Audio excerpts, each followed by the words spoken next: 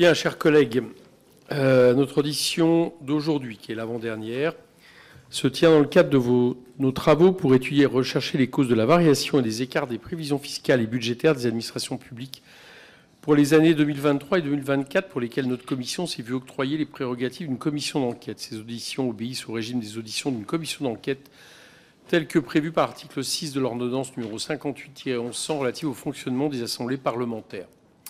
De façon générale, le bureau de la commission a décidé que ces auditions seraient publiques.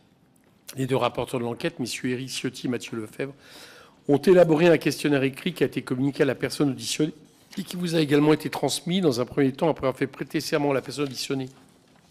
Puis avoir écouté son propos liminaire, moi-même ainsi que les rapporteurs poseront des questions. Les commissaires appartenant aux différents groupes pourront également poser des questions ensuite, si possible courtes. Enfin, vu le nombre, je serai assez laxiste pour qu'ils puissent poser autant de questions, non pas qu'ils veulent, mais qui seront nécessaires. L'idée étant de laisser le plus possible la parole aux personnes auditionnées, le temps imparti à chaque groupe pour l'ensemble de ces orateurs ne devront pas excéder 2 minutes. Le président et les rapporteurs pourront, s'ils l'estiment nécessaire, procéder à des relances si des réponses semblent insatisfaisantes. Je rappelle que notre audition est retransmise en direct sur le site de l'Assemblée nationale. L'enregistrement audiovisuel sera ensuite disponible à la demande.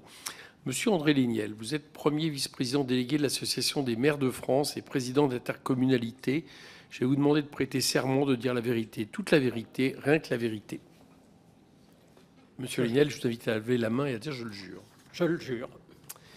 Merci. Je vous propose de commencer par un propos liminaire.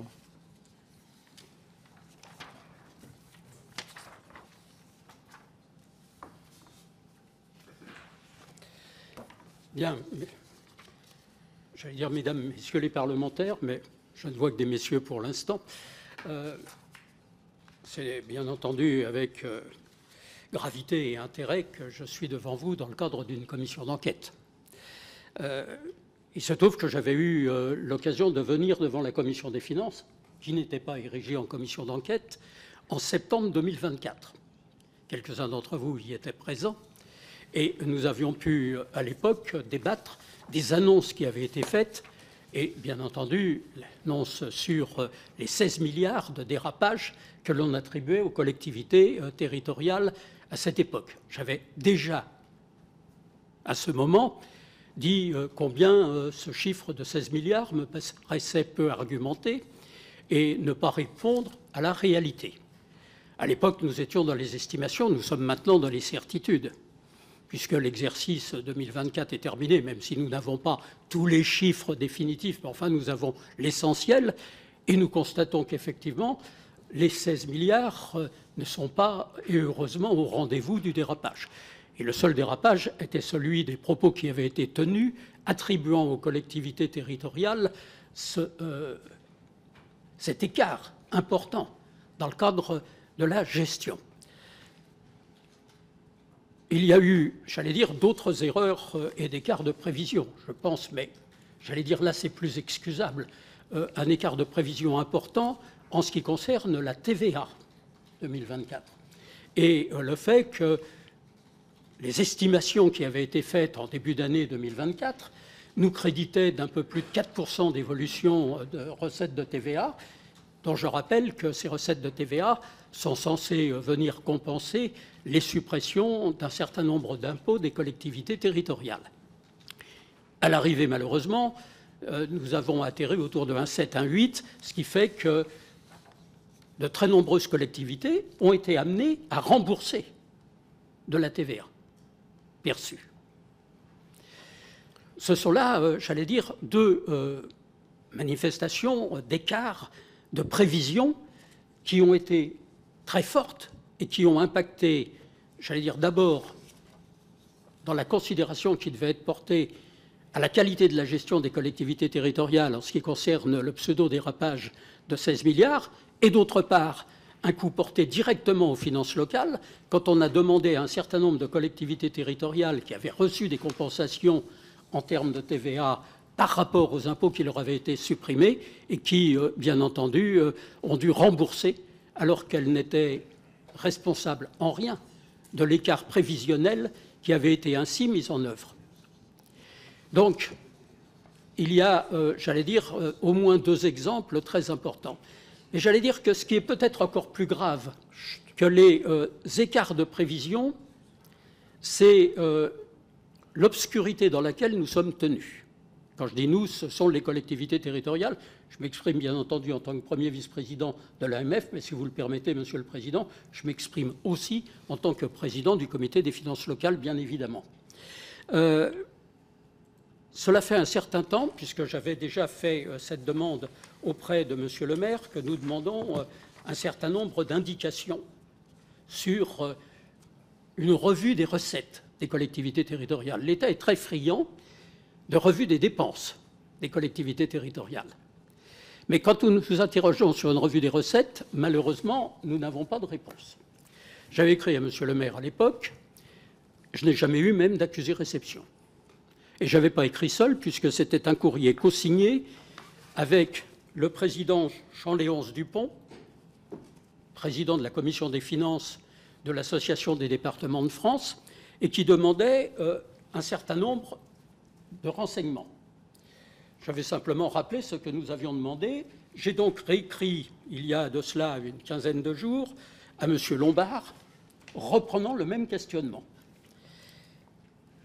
D'une part, l'évolution de la dotation globale de fonctionnement en euros constants au cours des 15 dernières années. Ça ne devrait pas être trop compliqué à faire. Nous l'avons fait de notre côté, mais il me semblerait de bonne démocratie et de transparence nécessaire que nous puissions avoir des chiffres partagés. Donc nous avons avancé, quand je dis nous, là c'est l'Association des maires de France, mais aussi le CFL, nous avons avancé un certain nombre de chiffres sur la perte de DGF en euros constants sur ces 15 dernières années, et vous voyez que nous englobons différentes majorités. Je crois qu'il serait tout à fait important que nous puissions avoir une réponse. Nous demandons par ailleurs la compensation, le compte de la compensation des recettes fiscales nationalisées. Taxe d'habitation, bien sûr, CVAE évidemment, et éventuellement quelques autres. Je rappelle que là aussi, sur la CVAE, cela fait 2 ans que je demande à Bercy de bien vouloir nous dire quel a été le chiffre exact de CVAE qui a été perçu en 2023 par l'État. Ce que nous pourrons alors comparer à la compensation de CVAE qui nous a été allouée.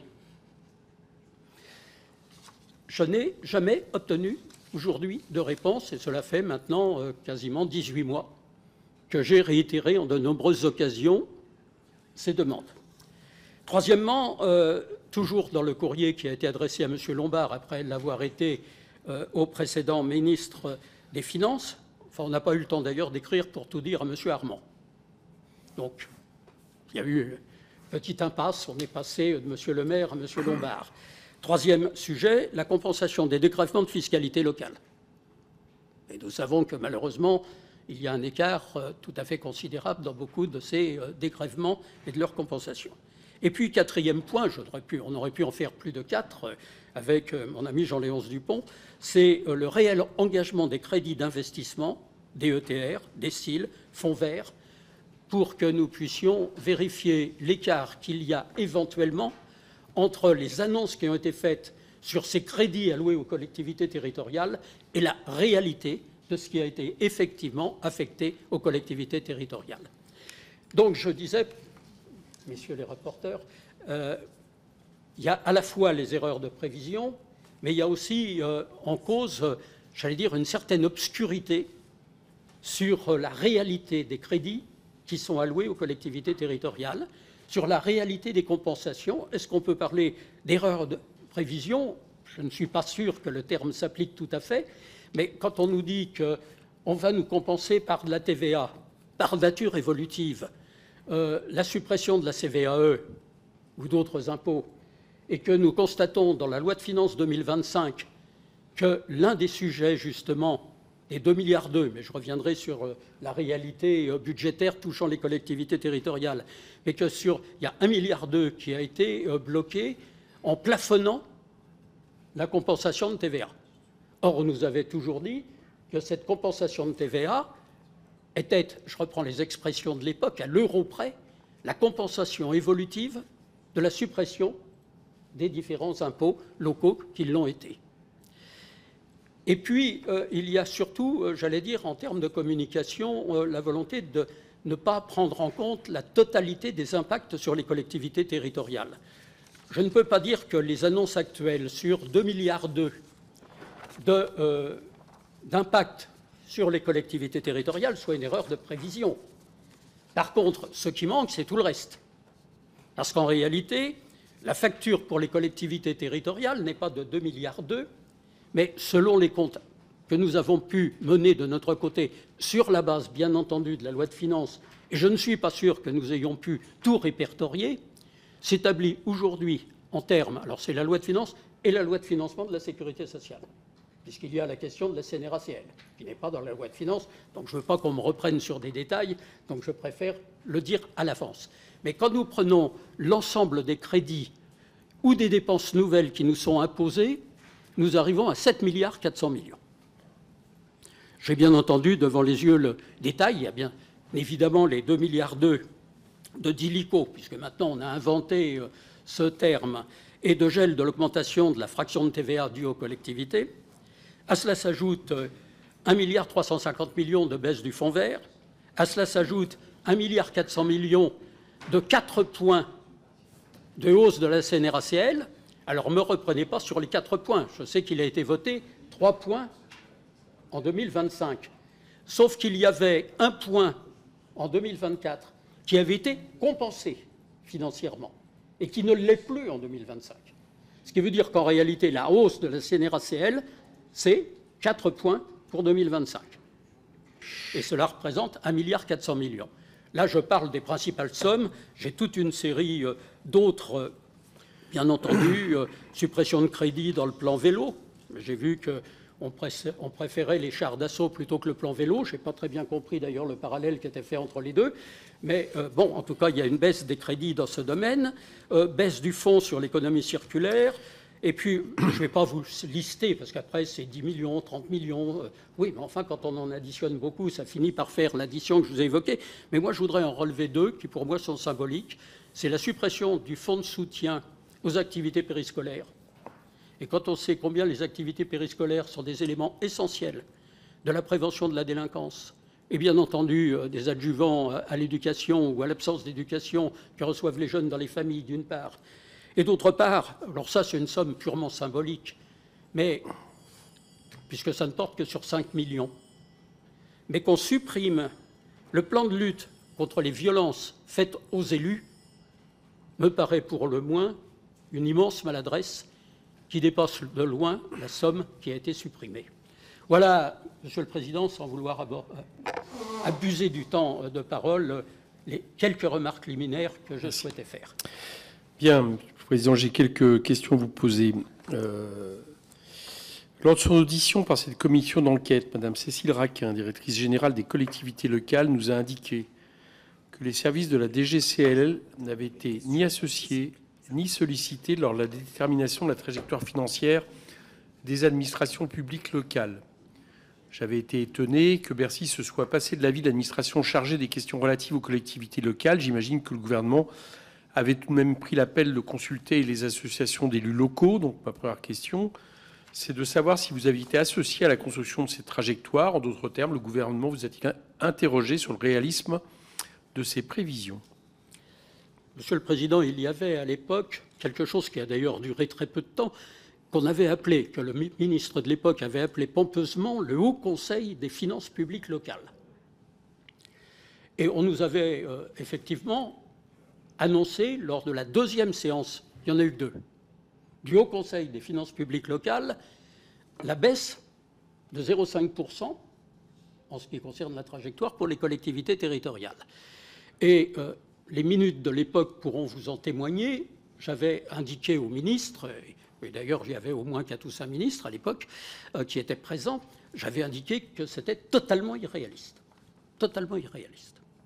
Tout simplement parce que nous avions déjà l'annonce d'un certain nombre de charges, et je peux reprendre, parce que je crois que j'avais déjà abordé devant vous en septembre ce sujet, mais je peux reprendre la liste des charges, parce qu'on nous a parlé évidemment de la masse salariale.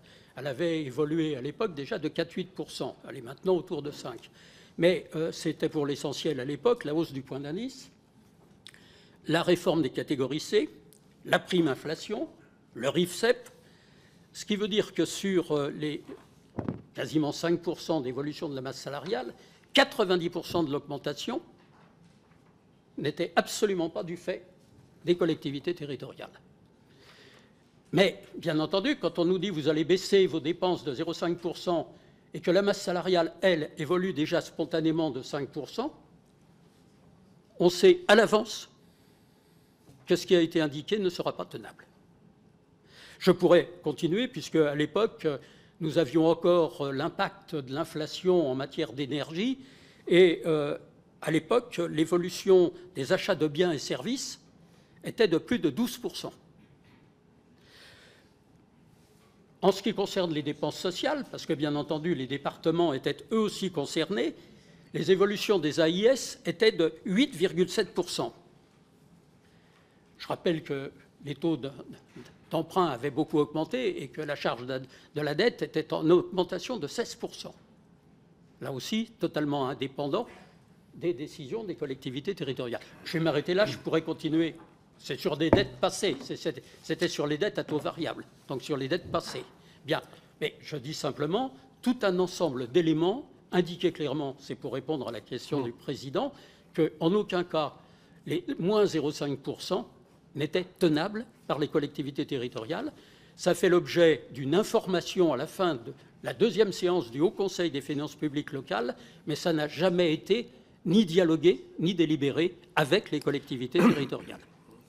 Je confirme votre intervention, parce que j'étais à ce Haut Conseil, donc je peux le confirmer. Oui, absolument. Toujours lors de son audition, j'avais interrogé Mme Raquin sur les propos tenus par Bruno Le Maire et Thomas Cazenave en septembre dernier, qui identifiaient un, je cite, dérapage des dépenses des collectivités territoriales de 16 milliards. Mme Raquin nous avait alors expliqué qu'une tendance s'était dégagée de l'analyse des dépenses des collectivités, mais que ces 16 milliards n'étaient qu'une extrapolation dont la méthodologie était contestable. Elle indiquait d'ailleurs dans un courrier du 24 septembre destiné à Catherine Vautrin que, je cite, « Au regard de la fragilité de la prévision des recettes et des dépenses d'investissement, il est difficile de tenir responsables les collectivités d'une dégradation générale du solde public. » Je ferme les parenthèses. Je voudrais donc savoir si les ministres, avant de nous présenter ce chiffre en commission en septembre, sont venus vous soumettre leur méthodologie pour atteindre ce montant de 16 milliards. La réponse est non. Et d'ailleurs, je l'avais évoqué devant cette même commission. Pardon ? La réponse est non. Ça n'a pas été ni concerté ni annoncé. Nous l'avons découvert dans la presse. Et d'ailleurs, lorsque j'étais devant cette même commission, Monsieur le Président, Monsieur le rapporteur, vous vous en souviendrez, j'avais indiqué que nous étions très surpris par une annonce de cette nature. Et j'avais d'ailleurs lancé un appel, un avis de recherche, pour qu'on puisse nous expliquer absolument où étaient ces 16 milliards. Ces 16 milliards étaient une fable sur la base des moins 0,5% qui ont été évoqués, mais qui, je le répète, n'avaient strictement aucune chance de se réaliser. Jamais aucune chance de se réaliser, compte tenu du contexte de l'époque, que je viens de rappeler très brièvement, mais si vous souhaitez que j'entre plus dans le détail, bien entendu, je suis à votre disposition pour le faire. Bien, troisième question. Le gouvernement envisageait une baisse des dépenses des collectivités en volume. Cela ne s'est évidemment pas observé. Il a donc communiqué sur une dynamique de dépenses plus importante que prévu. Or, il me semble qu'une partie, vous l'avez dit tout à l'heure, mais je vais vous demander de le confirmer, de cette augmentation des dépenses n'a toutefois pas été décidée par les élus locaux. Hausse de la valeur du point d'indice, mesures pour les bas salaires, primes de pouvoir d'achat, revalorisation des garanties individuelles du pouvoir d'achat. Est-ce que vous avez identifié la part de l'augmentation qui s'explique par les dépenses imposées aux collectivités ? Alors, sur certaines catégories, oui. Sur d'autres, c'est plus complexe. Sur la masse salariale, je l'ai dit il y a quelques instants, 90% relèvent, j'allais dire, des évolutions soit décidées par d'autres que les collectivités, soit des évolutions qui tiennent au statut de la fonction publique territoriale, et non pas à je ne sais quelle dérive d'embauche d'un seul coup de la part des collectivités territoriales.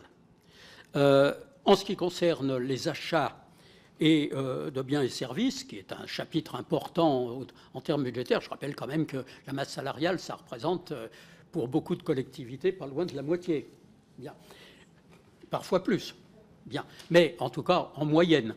hein. Je fais des moyennes, et à l'intérieur des moyennes, il y a aussi les petites communes rurales qui, évidemment, sont moins touchées par la masse salariale que ne peuvent l'être les villes ou les bourgs-centres. Et donc, dans ce cadre-là, bien entendu, avec une augmentation de 12,7%, à l'intérieur, il y avait l'inflation de l'époque, je rappelle, parce qu'il faut se resituer, pour éviter les anachronismes, il faut se resituer dans l'époque, et en particulier l'évolution des dépenses d'énergie. Moi, je vais prendre un seul exemple dans ma modeste commune et communauté de communes. L'augmentation au 1er janvier 2023 avait été de 340%. 340% sur l'électricité. D'accord ? Bon. Donc, vous conviendrez que les collectivités ont peu de marge de manœuvre sur ce type de dépenses.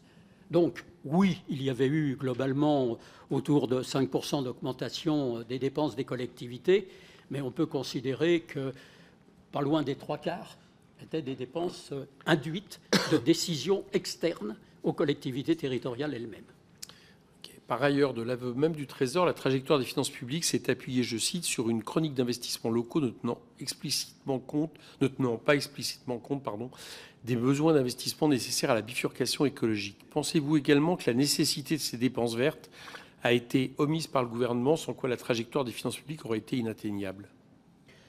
Elle l'était déjà, même sans cette omission, comme j'ai pu le dire dans mes propos précédents, et bien évidemment, avec l'omission des dépenses en termes d'investissement dans ces domaines, alors qu'on nous demandait instamment de flécher nos investissements sur les budgets verts, sur les économies d'énergie, sur l'ensemble, bon, sur la biodiversité, mais je ne vais pas vous faire toute la liste de tout ce qui peut impacter nos collectivités et qui relève. Et des critères, d'ailleurs, pour la première fois, je crois que ça a commencé en 2023, des critères, y compris, pas seulement du Fonds vert, mais de la DETR, impliquaient l'obligation d'investir dans ces domaines. C'est parfaitement justifié en termes d'investissement et de préoccupation nationale sur l'équilibre écologique de notre planète, mais ne pas le retenir dans les attendus d'une trajectoire financière me paraît effectivement une erreur de base. Alors tout à l'heure, vous l'avez dit, vous avez cité le Haut Conseil des finances publiques locales, première réunion le 22 septembre 2023. Et dans cette réunion, il a été réaffirmé le fait de ne pas vouloir revenir à des mesures contraignantes de type contrat de Cahors. J'ai cru comprendre que il y a quelques jours, les ministres de l'économie et du budget réfléchissaient éventuellement à revenir à de tels dispositifs, enfin de tel type. Est-ce que vous pensez que si ces dispositifs avaient été maintenus, entre guillemets, ce que le gouvernement appelle le dérapage des finances publiques locales aurait pu être davantage maîtrisé? C'est une question, je me fais l'avocat du diable. D'abord, c'est toujours difficile de savoir ce qui serait produit quand les éléments qui auraient pu le produire ne sont pas présents. Donc c'est une première remarque. Mais je pense que ça n'aurait en aucun cas suffi. D'abord, je rappelle qu'il y avait un nombre relativement restreint de collectivités territoriales qui étaient dans les contrats de Cahors, qu'un certain nombre avaient d'ailleurs refusé de signer ces contrats, que j'avais qualifiés à l'époque de contrats léonins, puisque c'était l'État à sens unique. C'est la définition même du contrat léonin, madame. Je suis juriste de métier, parce qu'il faut bien un métier dans la vie, et donc j'emploie les mots juridiques qui sont adaptés à la situation. Donc ce contrat léonin avait été refusé par un certain nombre de collectivités qui dépassaient les seuils qui devaient s'appliquer. Bien. Donc, il y avait de plus en plus de collectivités territoriales qui, ayant de bonne foi signé la première fois, n'étaient absolument plus dans la situation de vouloir signer une deuxième fois. Et donc, je pense que s'il y avait eu le maintien, ça aurait été un immense échec. Okay. J'ai une dernière question, disons, plus structurelle. Je voudrais enfin vous interroger sur les recettes des collectivités. Nous l'avons vu lors des auditions de cette commission d'enquête, les recettes de TVA ou DMTO se sont révélées inférieures aux prévisions. Alors que leurs dépenses sont de plus en plus contraintes, les collectivités risquent en conséquence de manquer de moyens pour financer leurs charges. Mais cette situation n'a-t-elle pas été aggravée par les suppressions d'impôts locaux et l'affectation croissante de fractions d'impôts nationaux en compensation, en particulier de la TVA, qui sont venues augmenter l'exposition des collectivités aux aléas macroéconomiques, surtout dans des années 2023 et 2024, où en fait la TVA a été inférieure à ce qui était prévu. En d'autres termes, à force de supprimer les impôts locaux, les gouvernements qui se sont succédés depuis 2017 n'ont-ils pas contribué à produire ce besoin de financement des collectivités que les ministres ont mis en avant? Bien sûr que oui. Bien sûr que oui. Mais si j'élargis un tout petit peu le propos, je pense que la suppression des impôts locaux a été une erreur pour l'État, puisqu'aujourd'hui, c'est près de 50 milliards qui sont concernés, alors que l'État cherche désespérément les dizaines de milliards qui lui manquent. Et ça a été une erreur, évidemment, pour l'avenir des collectivités territoriales, puisqu'on nous a expliqué que tout cela se ferait à l'euro près, mais dans le brouillard le plus absolu. J'ai dit tout à l'heure que ça faisait 18 mois que je demandais les chiffres de la CVAE. Chiffres parfaitement connus, puisque la CVAE est encaissée chaque fin d'année par l'État. Donc il y a une volonté avérée de dissimulation. Or, nous savons, nous, ce qui a été reversé aux collectivités territoriales. Et ça nous permettrait de faire la démonstration que ce qui a été reversé aux collectivités territoriales ne correspond pas à ce que l'État a encaissé en termes de CVAE. D'après des infos, mais qui ne sont pas des infos officielles. Je poserai la question. Allez-y, André. Non, mais ça va. Non, mais, oui, répondez. Mais bon. Pas, il ne préside pas encore la commission. Oui, ça ne m'avait pas échappé. Donc je dis très simplement que l'État a perçu la CVAE. Par exemple, la CVAE 2023, c'était le point de départ. Puis la CVAE 2024, ça vaudrait aussi en 2024. J'ai demandé en début 2024 qu'on nous dise combien avait perçu l'État de CVAE. C'est quand même pas compliqué. On ne m'a jamais répondu. C'est un fait. Bien. Donc, par contre, on sait ce qui a été compensé. Donc moi, je demande des choses simples. Qu'on puisse comparer ce que l'État a encaissé, qu'il s'était engagé à verser aux collectivités, et ce qui a été effectivement versé aux collectivités. Si je me trompe, eh bien qu'on m'en fasse la démonstration. Et ça fait 18 mois que je réclame ces chiffres. Pas à titre personnel, au titre du comité des finances locales. Bien. Donc, c'est quand même des éléments tout à fait décisifs. Et en ce qui concerne la garantie de compensation, la loi de finances 2025, malheureusement, répond, puisqu'on a remis en cause l'actualisation de ce qui était perçu en termes de TVA par les collectivités territoriales pour compenser les suppressions d'impôts. Donc, la parole de l'État n'a en aucun cas été tenue, sans doute sur la CVAE, mais je répète, je suis prêt à battre ma coulpe si on me démontre que je me trompe, mais en tout cas, à coup sûr, en 2025, pour la TVA, puisqu'on a bloqué l'évolution de la TVA. Merci. Mathieu Lefebvre, à qui je propose de passer la parole maintenant, parce qu'il doit partir après. Pardon. Merci, Monsieur le Président. Monsieur le Ministre, d'abord sur la question du qu'on appelle le dérapage, mais qu'on peut aussi appeler l'écart sans le qualifier, vous nous dites, dans le même temps que les chiffres prévus par le gouvernement étaient impossibles à tenir, et de l'autre, vous nous dites qu'il n'y a pas d'écart par rapport à la prévision. Moi, j'aimerais savoir si vous contestez les chiffres qui nous ont été donnés par le directeur général du Trésor, qui évoquait 13 milliards d'écart entre la dépense locale réalisée et la dépense locale prévue en loi de finances 2024 et révisée en loi de finances 2025. Chiffre de 13 milliards qui est corroboré par une note Trésor Éco de janvier 2025 qui se décompose en plus 8 milliards d'euros en fonctionnement et 5,4 milliards d'euros en investissement. Encore une fois, sans qualifier cette dépense supplémentaire, très certainement tout à fait légitime, du moins s'agissant de l'investissement.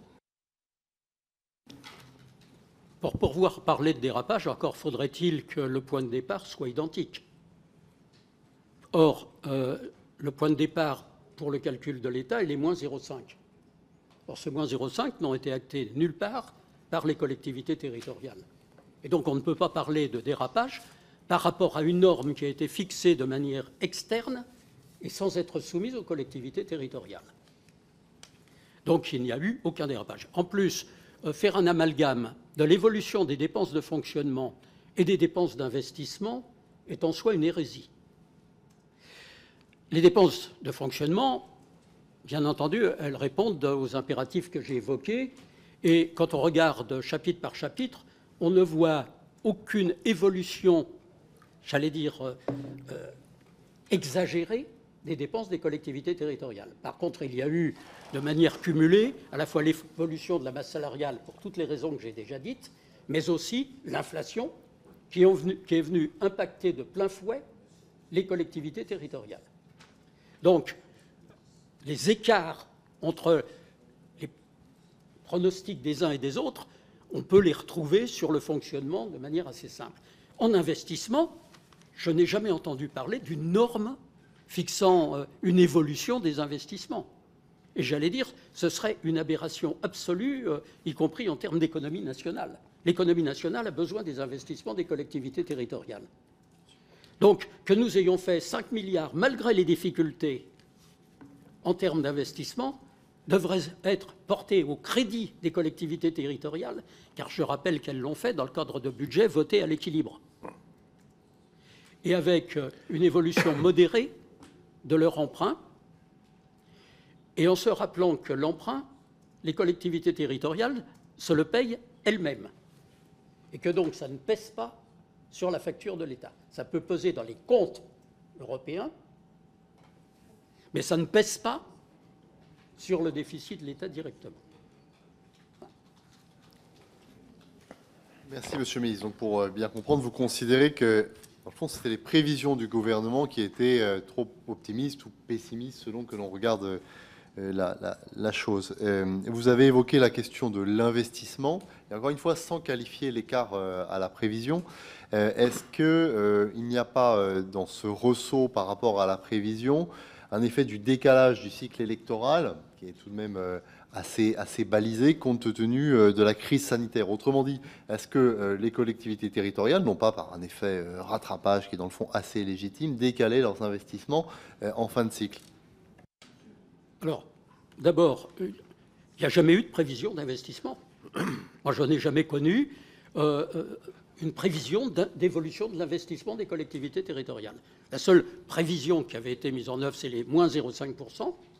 Mais en termes d'investissement, je n'ai jamais connu de chiffres, on ne nous a jamais présenté de chiffres de ce qu'aurait dû être l'évolution de l'investissement. Et je répète, c'est totalement absurde qu'on soit dans ce domaine. On devrait se réjouir que nos collectivités territoriales continuent à moderniser le territoire et à répondre aux attentes de nos concitoyens. Sur le fait qu'il y a eu des décalages dans le cycle électoral, dans le cycle, du mandat, je confirme. Bien entendu, nous avons eu l'année 2020 qui a été quasiment neutralisée par la Covid, 21 également, et même toute la première partie de 2022 dans le même cas. Tous ceux qui connaissent bien les collectivités territoriales savent qu'on a été quasiment réfréné ou totalement bloqué pendant plus de 2 ans. Et donc, évidemment, et d'ailleurs, à l'époque, on m'a dit « Regardez, tout va bien, puisque l'investissement reprend ». J'avais répondu à l'époque « C'est vrai, mais c'est parce que malheureusement, nous avons été en recul, en particulier sur 2020 et 2021 ». Donc, il y a eu un effet décalage. Mais quand on regarde, et nous sommes en train de regarder, je présidais ce matin l'Observatoire des finances et de la gestion publique locale, quand on regarde ce qu'est l'évolution de l'investissement sur le mandat actuel par rapport à l'investissement du mandat précédent, il n'y a aucune évolution. Alors peut-être que 2025 va permettre qu'on dépasse les investissements du précédent mandat, mais aujourd'hui, ce n'est pas le cas. Donc il n'y a eu aucun dérapage sur la durée du mandat en ce qui concerne les investissements des collectivités territoriales. En volume. Oui. Oui. Mais bien sûr. Merci. Vous évoquez l'absence de concertation, consultation avec le gouvernement, mais pourtant, Première ministre Elisabeth Borne, à qui on a posé cette question, indiquait que les chiffres qui étaient notamment dans le programme de stabilité pour 2024 avaient été concertés avec le gouvernement. Est-ce que vous pouvez... Est-ce que vous contredisez cela? Et deuxièmement, s'agissant des recettes, est-ce que vous pourriez nous indiquer en valeur quelles ont été les recettes des collectivités territoriales supplémentaires entre 2024 et 2023 par rapport aux années précédentes, ou bien était-elle inférieure? Alors, je ne suis pas sûr de pouvoir répondre au quiz sur l'évolution précise. Donc, comme je n'ai pas les chiffres sous les yeux, mais je peux vous renvoyer à une publication tout à fait reconnue par tout le monde. Par ailleurs, je préside, qui est bien entendu la publication des comptes des collectivités territoriales pour 2024. Ça a été fait il y a quelques mois, c'est-à-dire en gros au mois de juillet, où vous aurez évidemment tous les chiffres de cette évolution. Mais honnêtement, je ne veux pas me lancer dans des chiffres qui pourraient être erronés. Je me souviens que je suis devant une commission d'enquête et je n'aurais pas pouvoir être contredit. Bien, donc ça c'est sur ça. Alors après, je ne sais pas ce qu'a dit Mme Borne devant la commission, mais je suis sûr qu'elle est de bonne foi dans tout ce qu'elle peut dire, bien évidemment. Et je le dis sincèrement, ce n'est pas du tout un artifice. Nous avons été informés. Point. Pas concerté. Il faut savoir ce que parler veut dire. Quand on nous dit ça sera moins 0,5, j'entends, mais ça ne veut pas dire que j'acquiesce.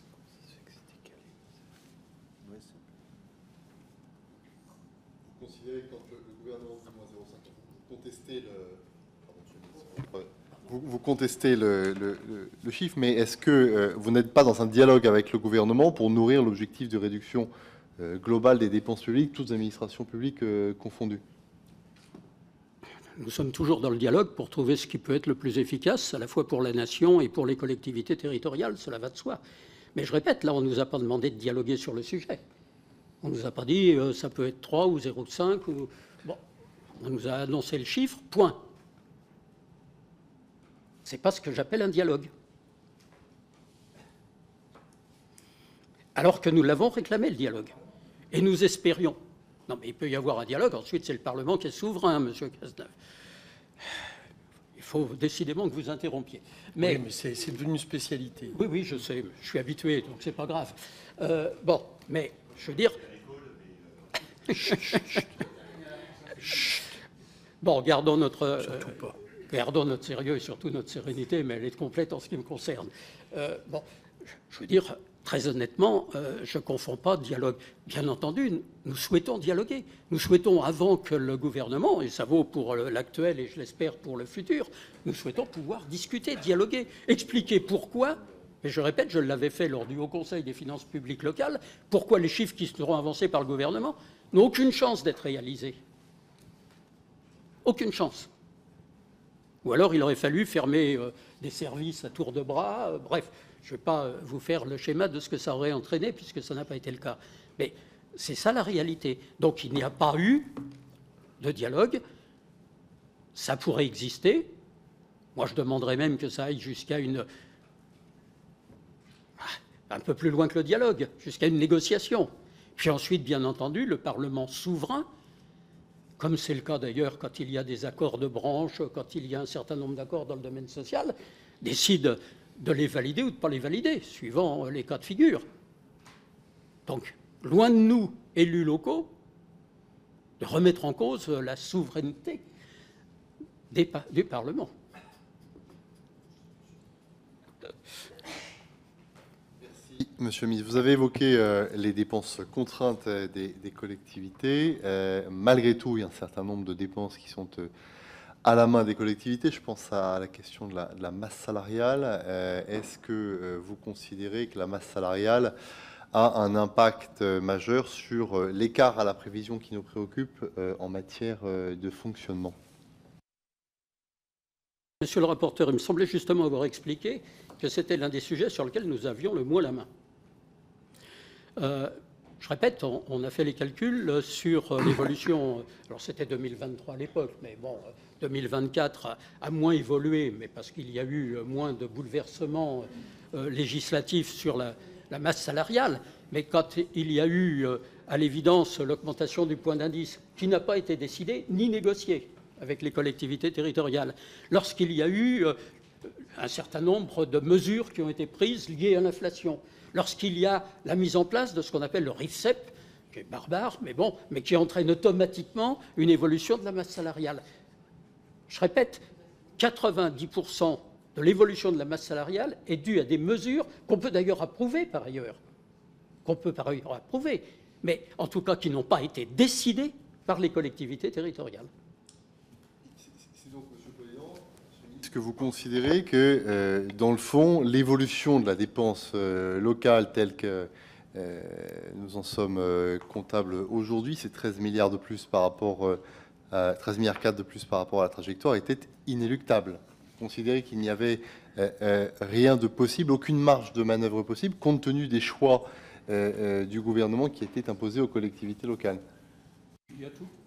Non, non. Il y a toujours des marges de manœuvre. Ne caricaturons pas. Donc, qui pourrait dire ça? Bien. Donc, bien sûr qu'il y a toujours des marges. Mais une grande part de l'évolution n'est pas déterminée par les collectivités territoriales elles-mêmes. Ensuite, je rappelle que, il paraît que c'était constitutionnel, les collectivités territoriales ont en principe la libre administration. J'ai dit en principe. Bien, à partir de là, je veux dire, quand vous avez une évolution qu'on peut probablement estimer autour de 2,5% sur les choix propres des collectivités territoriales, est-ce que c'est aberrant d'avoir une évolution de 2,5% alors que nous avons à faire face à de plus en plus de demandes de nos concitoyens dans le cadre de nos territoires? Bon, alors peut-être qu'on aurait pu faire 2 au lieu de 2,5. Vous savez, on avait subi 2 années et demie très difficiles pour nos concitoyens, très difficiles pour nos collaborateurs, très difficiles pour nos collectivités dans leur ensemble. La moindre des choses, c'était quand même qu'il puisse y avoir un effet rattrapage, même s'il est, je le répète, particulièrement modeste. Éric Ciotti. Bien, merci, Monsieur le Président, Monsieur le Président, Monsieur le Ministre.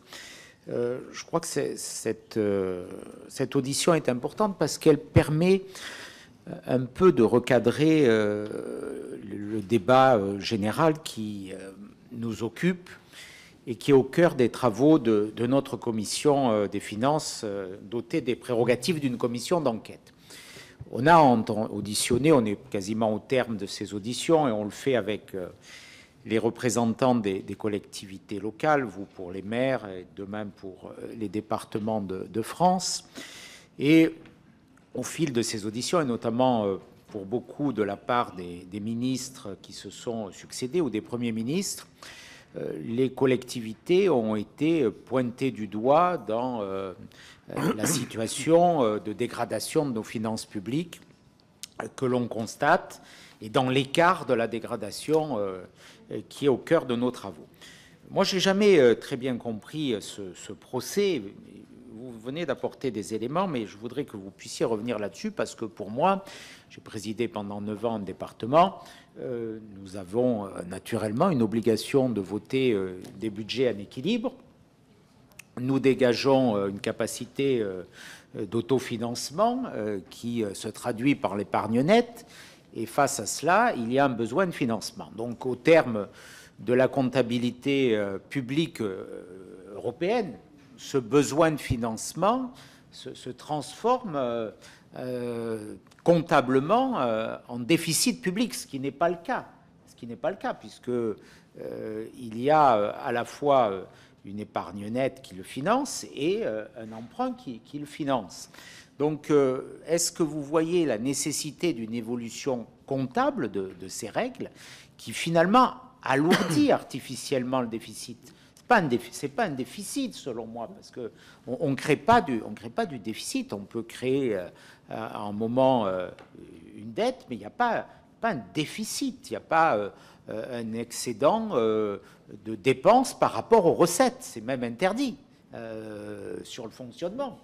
Donc comment vous pouvez interpréter cette situation?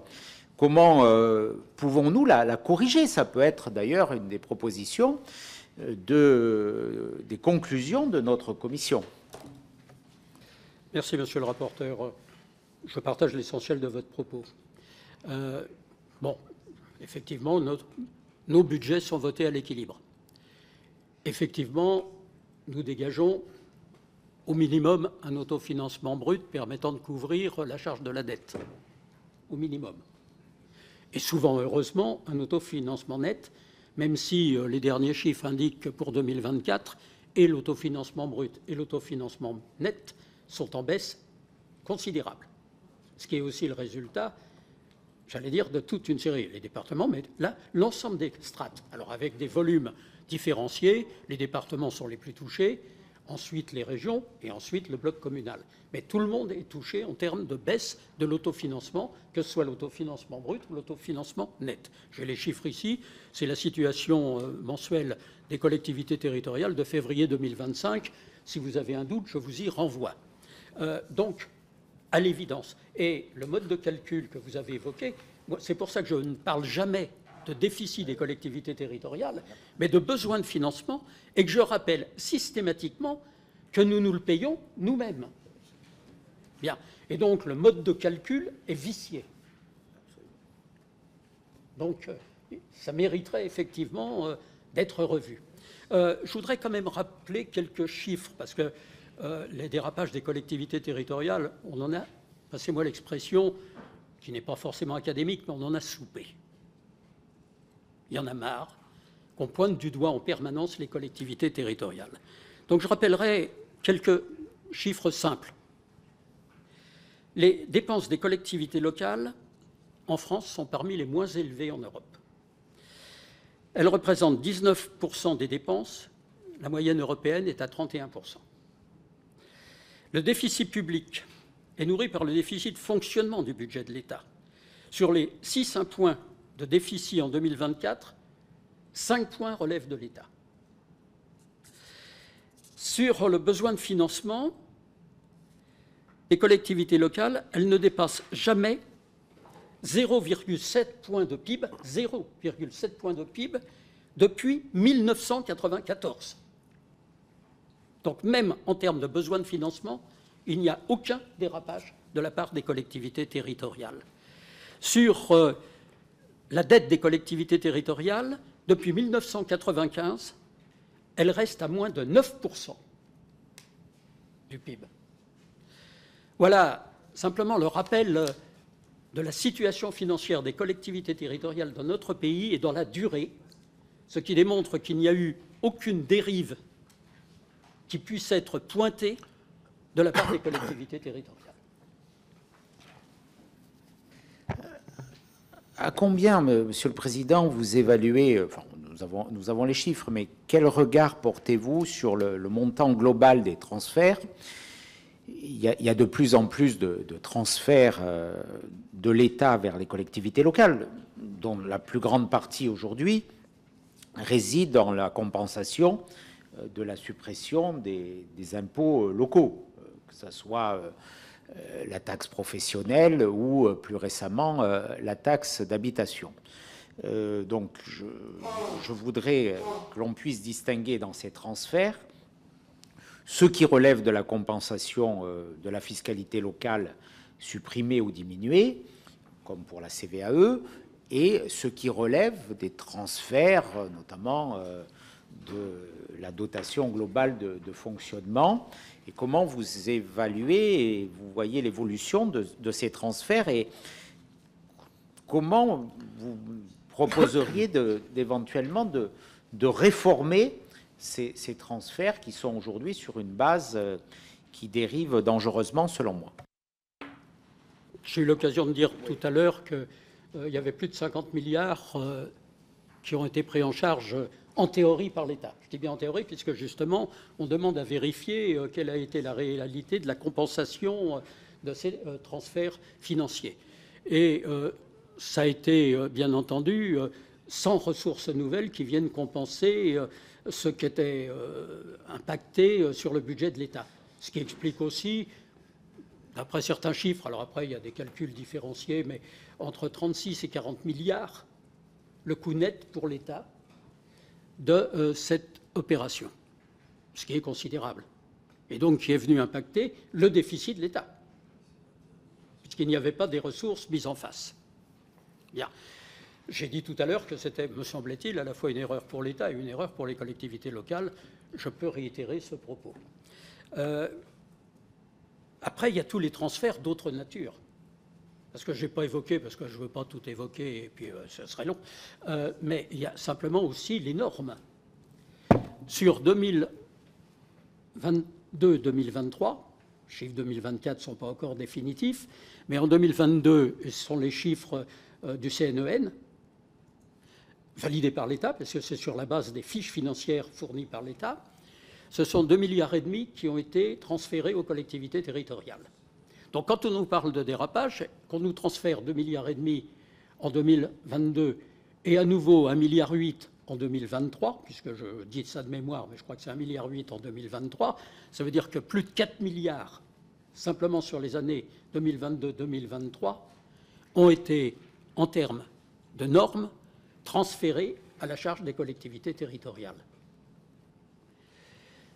Donc vous voyez que quand on fait le compte, parce qu'il y a tous les autres comptes que j'ai faits, ceux de l'inflation, ceux des changements législatifs, c'est ce que j'appelle les changements législatifs, les points d'indice, etc., et que vous ajoutez ça, à cela s'ajoute toute une série de compétences qui nous sont transférées insidieusement et qui n'entrent pas forcément dans le calcul. Je parle par exemple des polices municipales. Ça n'est pas officiellement dans les compétences des collectivités territoriales, et elles font bien entendu beaucoup dans ce domaine. Aujourd'hui, on a chiffré, hors caméras et matériel, à 2 milliards la charge pour les collectivités territoriales. Vous avez, là on n'a pas les chiffres, alors là ce chiffre, il est avéré, je peux vous le transmettre, puisque c'est le résultat d'une étude qui a été faite dans le cadre de l'Observatoire des finances et de la gestion publique locale. Bon. Nous intervenons de plus en plus dans nos territoires sur la santé. Nous n'avons aucune compétence dans ce domaine, si ce n'est de nous parler de la clause de compétence générale, bien évidemment. Et puis comment pourrions-nous nous désintéresser des questions de santé sur nos territoires? Vous avez de plus en plus de collectivités territoriales, c'est vrai pour les régions, c'est vrai pour les départements, c'est vrai pour les communes, qui, à travers des dispositifs qui peuvent être très variés, il y a les maisons de santé, mais il y a beaucoup d'autres dispositifs, participent de plus en plus à la charge de la politique de santé dans notre pays. Bon, je vais arrêter là mon énumération, mais je pourrais vous citer bien d'autres domaines dans lesquels de plus en plus les collectivités territoriales sont là, soit à la demande de l'État, mais sans que ça soit acté avec une fiche financière, soit simplement parce qu'il y a des faillances et qu'il faut que les collectivités se mobilisent pour pouvoir faire face. Une dernière question, Monsieur le Président, sur l'augmentation autorisée, avec grande générosité au département, des droits de mutation à titre onéreux de 0,5%. Est-ce que, ce que je considère comme une hypocrisie absolument cynique, autoriser avec une grande générosité, la main sur le cœur, de dire au département nous vous faisons un énorme cadeau, nous vous permettons d'augmenter la fiscalité. Est-ce qu'en tant que président du comité des finances locales, vous avez été consulté sur cette disposition? Non, mais comme dirait M. Cazeneuve, nous n'avons pas à l'être puisque c'est une décision parlementaire. Mais enfin, si on avait un véritable dialogue, je pense que ça aurait pu être, bien entendu, intéressant. Il y avait une demande de la part des départements. Laissez-moi terminer mes phrases. Il y avait une demande de la part des départements, mais ça n'a pas été négocié. Et d'ailleurs, ce qui a été accordé n'est pas du tout à la hauteur de la demande qui avait été mise en avant par les départements. Aujourd'hui, les départements sont dans une situation très, très problématique. Ce matin, je présidais l'Observatoire des finances et de la gestion publique locale. Il y avait le président de la commission des finances de l'ADF, Jean-Léonce Dupont, qui nous a fait un panorama de la situation. Il y avait 14 départements qui étaient dans le rouge en 2024. On en attend plus de 30 en 2025. Et oui, on atteindra probablement entre 40 et 50 en 2025. Donc les départements sont dans une situation particulièrement préoccupante. Et bien entendu, l'essentiel de la préoccupation vient de l'évolution des AIS, des allocations individuelles, à l'égard de nos concitoyens les plus en difficulté, d'une part, qui évolue spontanément, parce que malheureusement, la situation globale fait qu'il y a de plus en plus de familles en difficulté dans nos communes, et dans nos départements, et deuxièmement de la baisse importante, plus de 30% en 2 ans, des DMTO, qui était une ressource majeure. Et là se pose une question, c'est peut-on donner des ressources aléatoires, parce que tout le monde sait que les ressources des DMTO sont en dents de scie, alors que les dépenses, elles, sont évolutives. Peut-être, Monsieur le Président, si vous m'autorisez une dernière question sur l'évolution des finances communales pour 2025. Comment, dans ce contexte difficile que vous soulignez, que vous évoquez, notamment dans un contexte de crise du logement et crise immobilière extrêmement forte, qui pèse sur les DMTO pour les départements, mais aussi pour les communes en matière de recettes, avec une tension toujours sur les dépenses. Comment vous prévoyez l'évolution des dépenses communales, du bloc communal et intercommunal, notamment en matière d'investissement? Alors, je vais citer quelques chiffres qui sont les chiffres de la DGFiP, hein, comme ça on ne viendra pas me chipoter mes chiffres, sur 2024. Pourquoi je commence par 2024 ? Parce que nous savons quels étaient les impacts de la loi de finances en 2024 sur les collectivités territoriales. Or, l'impact 2025 sera beaucoup plus fort que l'impact 2024. En 2024, l'épargne brute de l'ensemble des collectivités territoriales, c'est du 31 janvier 2024 au 31 janvier 2025. Pour que les chiffres soient clairs, la baisse de l'épargne brute est de 8,2%. Ce qui, pour moi, est plus important, c'est l'épargne nette. Pourquoi ? Parce que dans l'épargne brute, il y a les dépenses obligatoires, c'est-à-dire le remboursement du capital des emprunts. L'épargne nette, c'est en gros ce qui nous permet d'agir. L'épargne nette, elle, est en baisse de 14,6%.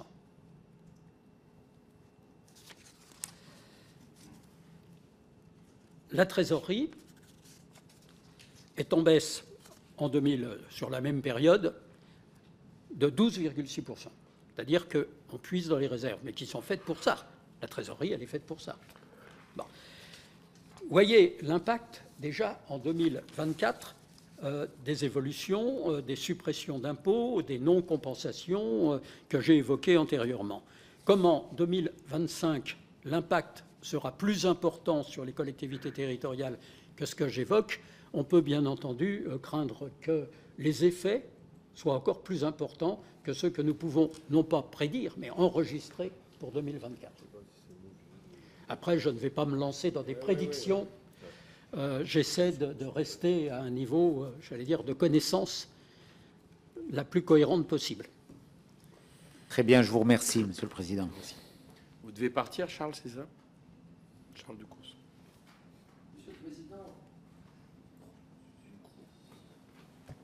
Monsieur le Président, j'ai 5 questions à vous poser. Le plus simple, c'est que vous me répondiez les unes après les autres. C'est comme ça, c'est plus clair. Alors, première question, avez-vous été consulté sur la hausse des dépenses de fonctionnement d'une part et des dépenses d'investissement d'autre part des collectivités territoriales retenues dans le cadre de la préparation du PLF 2023 puis du PLF 2024 ?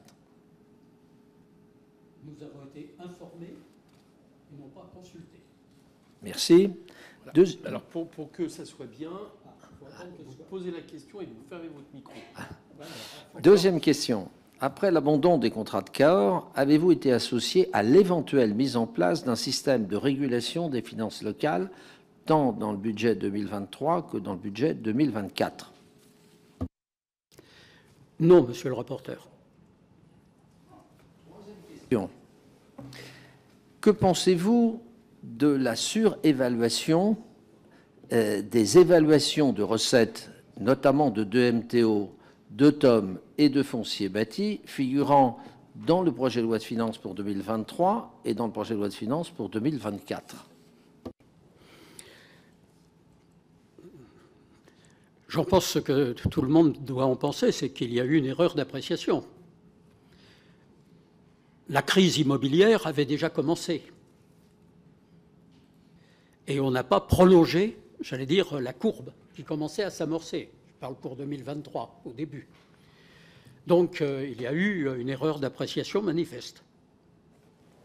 Pour les collègues, en 2024, on a maintenu les prévisions de DMTO 2024 au niveau de prévision de 2023, alors que les remontées de DMTO, on les a mensuellement, avec un décalage à peine d'un mois.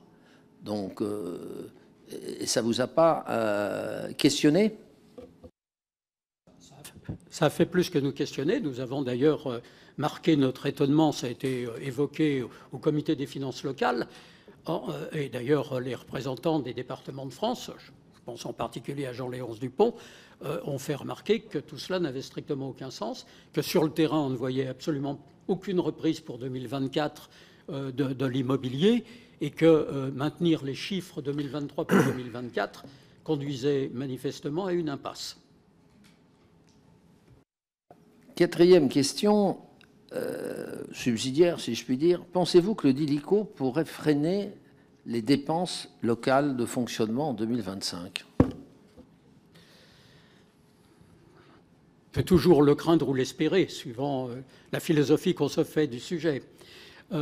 Personnellement, je pense que non, en tout cas pour le bloc communal, parce que nous sommes en année préélectorale, que nous avons souvent des coups partis, entre guillemets, et que la baisse de nos moyens conduira probablement un certain nombre de collectivités à avoir la compensation de l'emprunt pour permettre néanmoins de tenir les engagements qu'ils avaient pris à l'égard de leurs concitoyens dans le cadre de leurs projets communaux.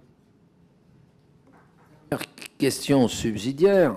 Bon, comme tous les élus locaux, vous dénoncez la perte d'autonomie fiscale. Voilà, bon. Depuis des années, ce n'est pas l'actuel gouvernement ou ses prédécesseurs, ça remonte à bien plus loin, mais ça s'est accéléré, c'est vrai. Comment vous voyez le rétablissement d'une autonomie fiscale locale? Monsieur le rapporteur, on se connaît depuis suffisamment longtemps pour que tu saches la continuité de mes propos. Et effectivement, j'ai combattu depuis plus de 20 ans toutes les suppressions d'impôts, considérant que c'était une erreur, à la fois une erreur financière pour l'État, une erreur financière pour les collectivités et une erreur démocratique, puisque ça a coupé le lien entre les citoyens, puis ensuite les entreprises et les collectivités territoriales. Donc ça a été une erreur continue. C'est très difficile de reconstituer ce qui a été détruit. Mais je pense qu'il faudra revenir à une participation de l'ensemble de nos concitoyens. La position de l'AMF est claire, nous sommes pour une contribution territoriale universelle. Elle peut très bien ne pas être un accroissement d'impôts, puisqu'elle peut être compensée par ailleurs, mais je ne vais pas entrer dans le détail de ce qui pourrait être fait. Il y a de savants cabinets qui ont travaillé sur le sujet. On pourrait très bien imaginer de réintroduire un impôt qui, en tout cas au point de départ, n'est pas un impôt supplémentaire, puisqu'il pourrait être compensé par des dégrèvements d'autre nature à l'égard des citoyens. Bien. Donc il y a cette nécessité de retisser le lien entre les citoyens et les collectivités. C'est important pour le citoyen, mais c'est important aussi pour les élus.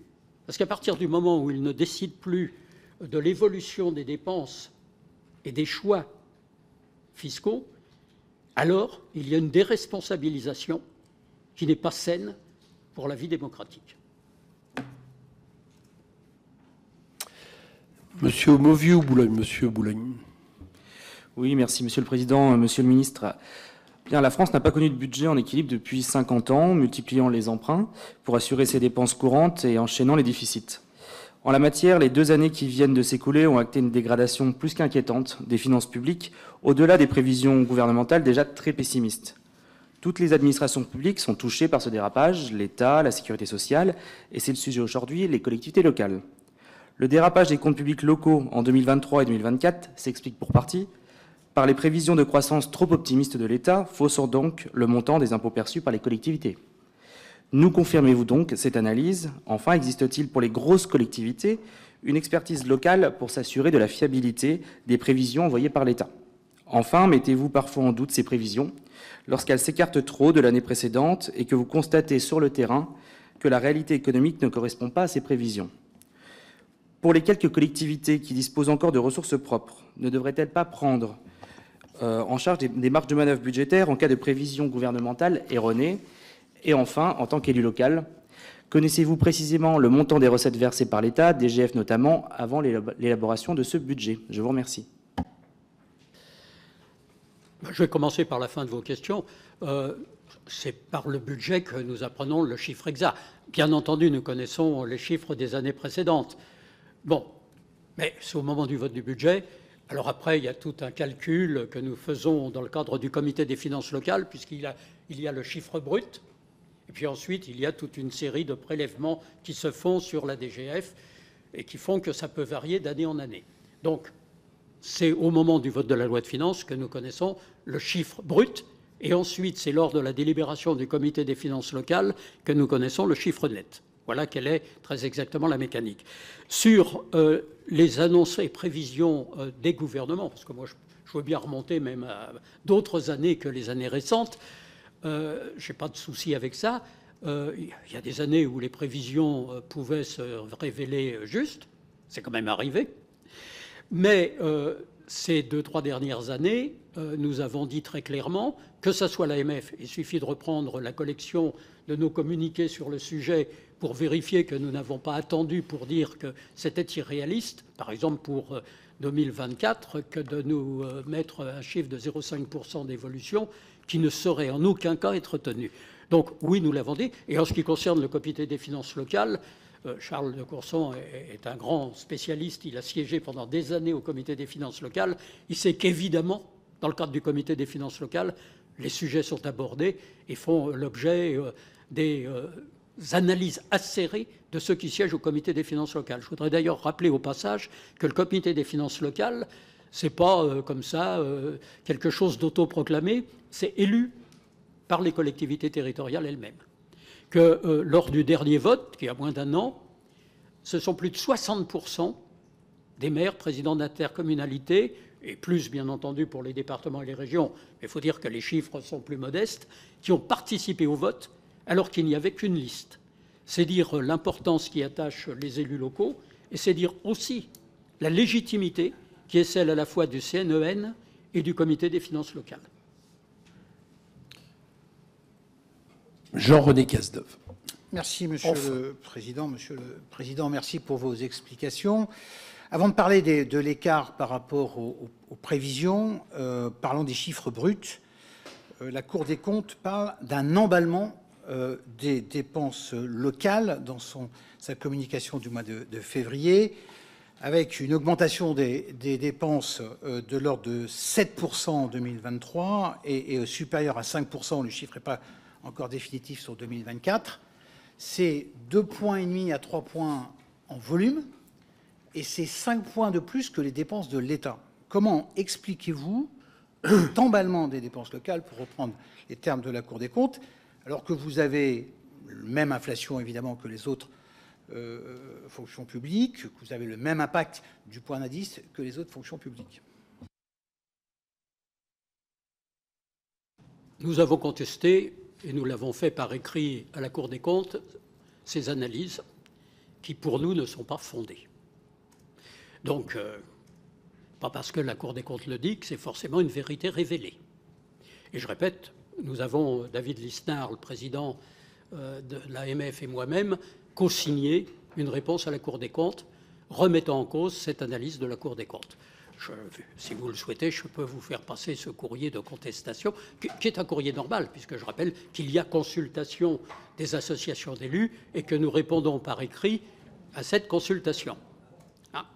Donc, nous réfutons toute idée d'emballement. Et d'ailleurs, l'évolution réelle des dépenses des collectivités territoriales se situe beaucoup plus bas, puisque les dépenses réelles de fonctionnement augmentent de 4,4% pour la période janvier 2024 à janvier 2025.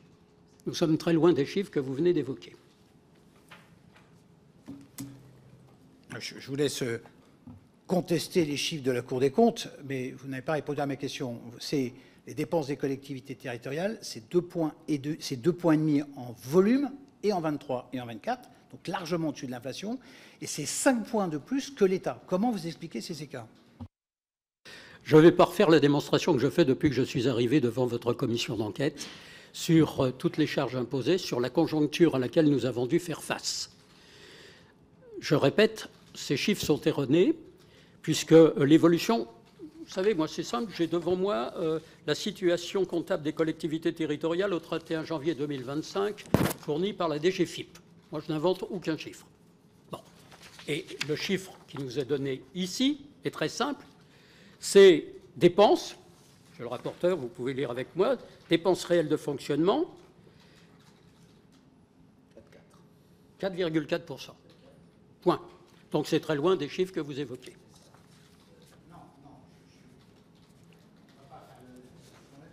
Là-dessus, mais c'est 2,5 points au-dessus de l'inflation, c'est donc ce que je dis, et c'est 5 points de plus que l'État. Vous ne répondez pas à cet écart par rapport à l'État, mais ça n'est pas grave. J'ai une autre question. Les DMTO ont pratiquement doublé entre 2014 et 2020.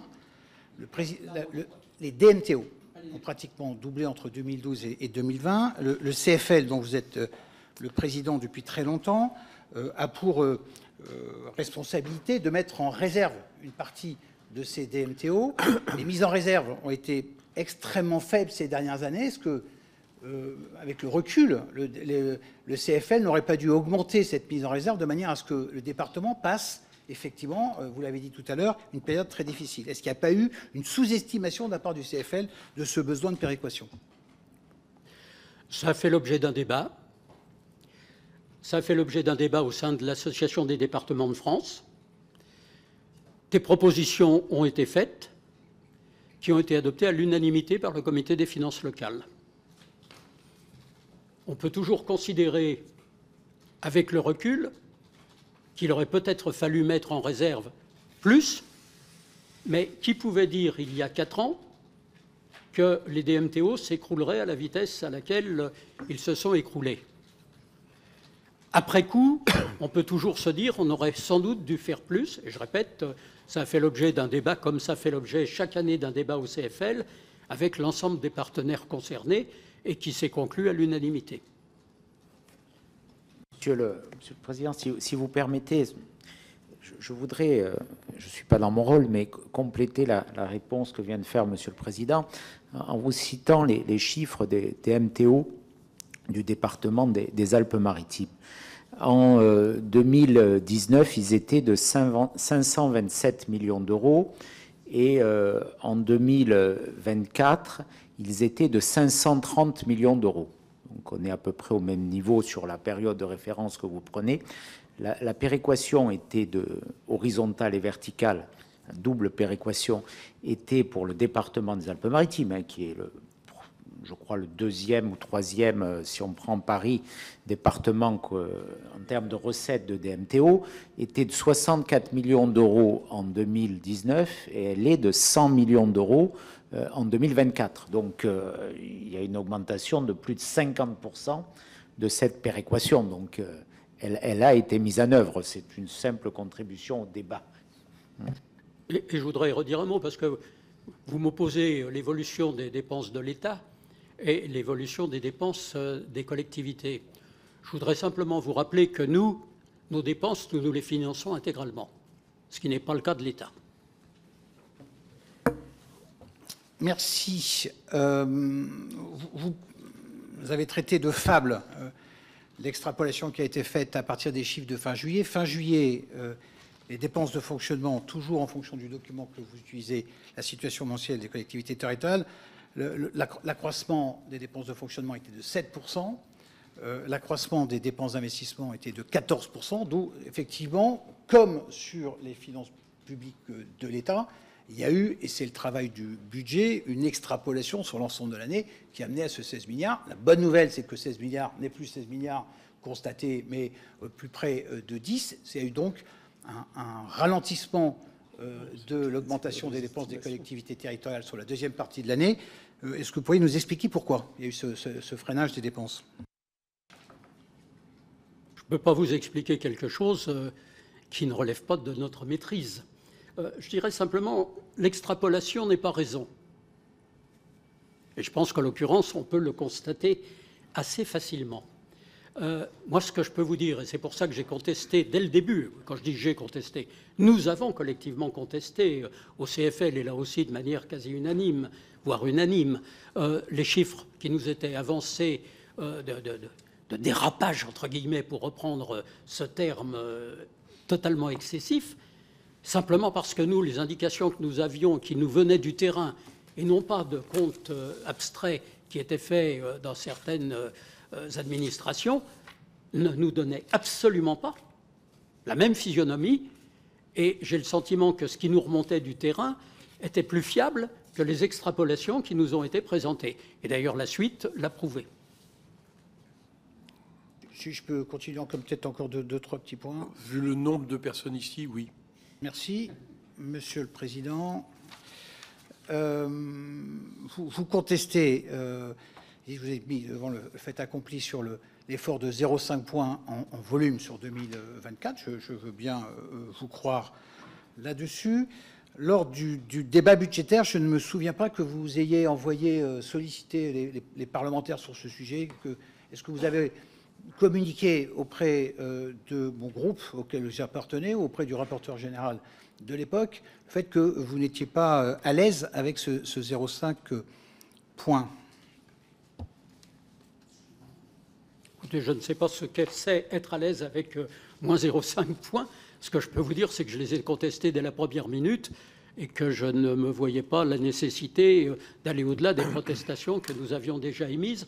Je répète, en particulier dans le cadre du Haut Conseil des finances publiques locales. J'avais dit aux ministres présents, et ils étaient plusieurs, puisqu'il y avait le ministre de l'économie, le ministre des comptes publics, puis je ne sais plus qui d'autre. Il y avait le président de la commission des finances. Président... Il n'y avait pas le rapporteur d'ailleurs. Absolument, il y avait le président de la commission des finances, également le premier président de la Cour des comptes. Bref, j'ai dit dès le départ, et je répète, tout ça est parfaitement prouvable, que ça n'avait strictement aucun sens et que ça n'était pas réalisable. Donc voilà, je n'ai pas à en dire plus et j'ai tout à fait et toujours été à l'aise avec l'analyse que je faisais de la réalité financière de nos collectivités. Je termine. Je pense que le Parlement aurait apprécié d'avoir été sollicité. Vous auriez pu effectivement remonter ce feedback au Parlement. Il aurait certainement apprécié. Juste pour terminer, vous avez dit sous serment que vous n'avez pas la main sur la masse salariale. Bon, je suis désolé, vous avez quand même les collectivités territoriales, heureusement, ont une part de responsabilité sur les masses salariales. La masse salariale, c'est la multiplication du nombre de fonctionnaires territoriaux. Bon, donc, heureusement que vous avez la main sur cette masse salariale. Et vous avez dit aussi sous serment, ce qui me gêne plus, que il n'y avait eu aucune concertation sur l'encadrement des dépenses des collectivités territoriales post-Cahors. Je suis témoin de très longues discussions qu'il y a eu entre le ministre, le gouvernement et les associations d'élus sur ce qu'il fallait mettre ou pas dans la loi de programmation des finances publiques. On s'en souvient ici. Donc il y a eu de très nombreuses discussions. Donc je suis un peu gêné. Est-ce que vous pourriez clarifier le point sur là-dessus, monsieur le Président? Nous avons eu de nombreuses rencontres où on nous a informés, mais jamais ça n'est allé au stade de la négociation sur le sujet. Donc, je veux dire, ce n'est pas parce qu'on nous dit ça sera tant que je considère que c'est une concertation. Je ne considère pas que c'est une concertation quand on nous fait une annonce sur laquelle nous n'avons aucune capacité à faire évoluer les choses. En ce qui concerne la masse salariale, je n'ai jamais dit que nous n'avions aucune main. J'ai dit que nous n'avions pas sur quasiment 90% des évolutions financières de la masse salariale la décision initiale. Bien. Et je vous ai fait la liste de tout ce qui était venu impacter en 2023, puisqu'on parlait de 2023, tout ce qui était venu impacter en 2023 l'évolution de la masse salariale et qui ne dépendait pas de décisions locales. Alors que, j'ai même précisé que certaines de ces décisions qui avaient été prises en dehors de nous, je les approuvais. C'est le cas sur le point d'indice, parce qu'il était nécessaire de revaloriser la fonction publique territoriale. Mais ce n'est pas nous qui l'avons décidé, et nous n'avons pas été dans une négociation pour choisir quel pouvait être et quel devait être le niveau d'évolution. Ouais. Je vais avoir une petite question relance à vous poser, mais juste, je voudrais rappeler quand même le contexte sur le fait que les collectivités n'auraient pas alerté. Alors d'abord, le contexte, c'est que la loi de programmation des finances publiques et le PLF 2024, les deux sont passés par 49.3. Je le rappelle juste. Bah oui, mais si, oui, mais ils sont passés par 49.3, y compris sans débat à l'Assemblée nationale. Et pour une bonne raison, c'est que s'ils sont passés sans 49.3 parce qu'il n'y avait pas de majorité, c'est que je me souviens des débats de l'époque où les chiffres qui étaient avancés, y compris sur justement les économies attendues des collectivités, étaient contestés par beaucoup de groupes. Donc c'est pas, il suffit de regarder les vidéos qui font foi et si vous voulez, on pourra se reporter aux minutes de l'Assemblée. C'est pas comme si à ce moment-là, il n'y avait pas eu de débat, il n'y avait pas eu des contestations. Je dis juste ça par rapport aux informations. Alors chacun pouvait avoir son point de vue, mais c'est pas vrai que le sujet n'a pas été abordé. J'ai une question à vous poser par rapport à la question que vient de poser Jean-René Cazeneuve sur l'idée des 16 sur les 16 milliards. Est-ce que vous pensez que il y a eu un freinage des dépenses ou est-ce que vous pensez qu'il y a eu une exagération des prévisions ? Il me semble, dans l'ensemble des propos que j'ai tenus, que je considère qu'il y a eu une exagération des prévisions. Et j'irai même plus loin. Je pense qu'il y avait, en quelque sorte, j'allais dire, une préparation d'artillerie pour justifier la baisse des moyens alloués aux collectivités territoriales. D'accord. Alors, et du coup, la deuxième question, j'ai dit tout à l'heure que Mme Raquin avait souligné la question de la méthodologie qui était contestable.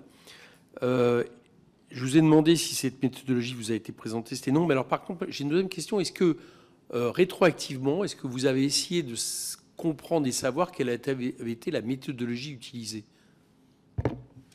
Oui, on a d'ailleurs eu des échanges à l'époque avec le rapporteur général du budget, Charles-Amédée de Courson. Donc oui, bien entendu, qu'on a cherché à connaître. Et d'ailleurs, on a investigué, on a échangé. Charles-Amédée de Courson m'a transmis des documents. Donc bien entendu qu'on s'y est intéressé. Mais je rappelle qu'il y a un biais, et ça, l'administration le sait parfaitement, c'est que ça a été fait sur la base j'allais dire, de l'évolution jusqu'en juillet. Or, juillet est un pic dans la dépense. Et donc, faire des extrapolations à partir des résultats enregistrés en juillet est toujours faux. Et ça, l'administration le sait parfaitement. Monsieur le Président, dans la note de juillet de la DGFiP, sur duquel on a extrapolé totalement abusivement, la direction des finances publiques disait bien au ministre, attention, n'extrapolez pas ces résultats, car c'est certainement pas ce taux qui sera à fin décembre constaté a posteriori. Merci. Christine Pires-Beaune. Merci, Monsieur le Président. Comme je partage beaucoup de ce qui a été dit, notamment par André Léniel, pour éviter les redites, moi, je vais évoquer un sujet qui peut fausser, à mon avis, les prévisions de déficit public. Ce sont nos documents stratégiques. Je parlais de la loi de programmation des finances publiques, qui, depuis la Constitution de 2008, vise à donner une vision pluriannuelle consolidée des dépenses et des recettes des administrations publiques. Et c'est donc cette vision agrégée de l'évolution des comptes publics de trois sous-ensembles. L'État et les opérateurs de l'État d'un côté, les collectivités locales de l'autre, et puis enfin les administrations de la sécurité sociale. Cette loi de programmation, elle permet aussi à l'État de présenter donc nos orientations à la Commission européenne, et cette trajectoire est actualisée dans le cadre du PESTAB. Or, les deux documents, la loi de programmation des finances publiques 2024-2027 et le PESTAB qui date d'avril 2024, ces deux documents qui sont les seuls à offrir une vision prospective et consolidée du déficit, en tout cas envisagé, présentent des défauts, selon moi, qui peut-être expliquent ces erreurs de prévision. D'abord, il n'y a pas de prévision par catégorie d'acteurs. Ensuite, il n'y a pas de traduction opérationnelle, et puis ce serait peut-être compliqué d'ailleurs, puisqu'il y a 42 000 acteurs qui sont concernés quand même. Et puis, il n'y a pas de prise en compte d'éléments exogènes, comme par exemple quand on a ce rapport d'ICAT-CE sur ce qu'il faudrait mettre pour les collectivités locales sur la transition énergétique et, et le changement climatique. Or, à aucun moment de la procédure d'élaboration de ces trajectoires pluriannuelles, l'avis des collectivités locales est obligatoire. Je dis bien obligatoire. Est-ce que ça aurait changé les choses? Peut-être. En tout cas, ma question est celle-ci. Pensez-vous que ce raisonnement soit juste? Et que faudrait-il faire? Ou faudrait-il rendre obligatoire l'avis des collectivités locales dans l'élaboration de ces documents stratégiques? Merci pour cette question, mais bien entendu, d'abord, c'est un rappel utile, puisqu'il n'y a aucune consultation obligatoire. Et malheureusement, en général, il n'y en a pas forcément de facultative. Et je pense, à partir du moment où le financement des collectivités locales est quand même un des 3 éléments majeurs d'une loi de programmation, que la moindre des choses serait de rendre obligatoire la consultation des collectivités territoriales. Et je pense que ça serait un progrès tout à fait important, parce que ça nous permettrait en amont de pouvoir dire nos objections, nos calculs différenciés, nos remontées de terrain, ce que les bureaux de Bercy ne sont pas toujours en capacité d'intégrer. Non pas intellectuellement, ils sont brillantissimes, mais parce que ce n'est pas la même chose que d'élaborer au tableau un certain nombre de choses et que de les vivre sur le terrain. Nous avons la chance d'avoir un réseau de plus de 30 000 maires que nous pouvons interroger, qui peuvent nous donner un certain nombre d'informations. Et je pense que cette capacité à faire remonter l'information que nous avons au sein de l'Association des maires de France est bien entendu un élément tout à fait important de notre niveau d'implication, mais surtout d'analyse. Merci. Qui pour la droite républicaine? Non? Après, oui, bien sûr. Emmanuel Mandon. Oui, merci, Monsieur le Président. Nous arrivons, bien sûr, à la fin des questions, donc c'est difficile de revenir sur des grands sujets. Moi, je voudrais vraiment vous remercier par rapport à votre présentation, qui est particulièrement intéressant, et votre analyse. Vous êtes toujours très cohérent dans vos réponses, et je vois à travers votre discours, le discours d'un décentralisateur. Mais on sait bien que dans ce pays, c'est pas aussi simple. Alors, première question, je voudrais revenir sur la nécessité de disposer de prévisions les plus précises possibles, des prévisions donc de recettes notamment affectées aux collectivités territoriales. On va parler de la TVA et des DMTO. À l'automne 2024, des représentants des collectivités locales avaient déploré, lors des auditions que j'ai pu conduire en tant que rapporteur spécial, par rapport à la surestimation par l'administration de recettes prévisibles de TVA donc sur cet exercice. Il m'a été indiqué que certaines collectivités s'étaient assuré le concours d'ingénieurs en sciences des données afin de disposer de leurs propres estimations. Avez-vous connaissance de telles initiatives et pouvez-vous en apprécier l'ampleur? Je n'ai pas une connaissance précise. J'ai eu des retours me donnant le même type d'informations. Pour être honnête, je n'ai pas du tout, bien entendu, de données. Et quand on voit, quand on entend ce que vous venez de dire et le niveau de connaissance et de compétences que ça requiert, ça demande des collectivités qui ont des moyens. Et donc, je ne peux pas exclure que de très grandes collectivités aient leurs propres moyens d'analyse. Cela me paraît assez évident pour des grandes villes qui sont dotées d'appareils administratifs du plus haut niveau, mais ça ne peut concerner à l'évidence qu'un petit nombre de collectivités territoriales. Je vous remercie. Dans le prolongement donc, de cette première question et dans le cadre des auditions que nous avons menées par notre commission d'enquête, il est apparu que l'externalisation des travaux techniques de prévision à moyen terme de Bercy serait souhaitée ou pourrait être souhaitée et même envisagée. Alors, quel est votre sentiment comme président du comité des finances locales, sur cette possibilité. Les collectivités locales pourraient-elles y être favorables? Et si oui, comment pourraient-elles s'inscrire dans ce processus? Sur le principe, je vois mal comment on pourrait ne pas être favorable à quelque chose qui améliore la connaissance des données, des sujets. Après, comment pourrions-nous y être impliqués? On a peu de moyens d'analyse. Je parle nationalement pour les collectivités territoriales. Il y a d'une part le CNEN, mais c'est uniquement sur les normes qui peuvent être mises en œuvre et qui impactent les collectivités. Puis il y a le CFL, et dans le cadre du CFL, l'Observatoire des finances et de la gestion publique locale. Mais il faut savoir que c'est un organisme, je parle de l'Observatoire, qui a un personnel très restreint. J'ai 4 collaborateurs. Et quand on veut faire des études comme on le fait sur l'ensemble des dépenses, faire des analyses ciblées, par exemple sur le coût des bibliothèques et médiathèques dans l'ensemble des collectivités territoriales, quand on veut faire une étude que j'évoquais tout à l'heure sur le coût des polices municipales, etc., on peut faire quelques études par an pour objectiver un certain nombre de sujets. Mais il faudrait bien entendu une armature beaucoup plus importante en termes de collaborateurs pour pouvoir aller plus loin dans les analyses. Enfin, une dernière question, si vous me le permettez, Monsieur le Président, sur une comparaison européenne de cette dépendance des collectivités territoriales aux prévisions des administrations centrales. À la suite de la crise sanitaire, de nombreux États voisins de la France ont également surestimé la croissance des recettes fiscales, en particulier de TVA.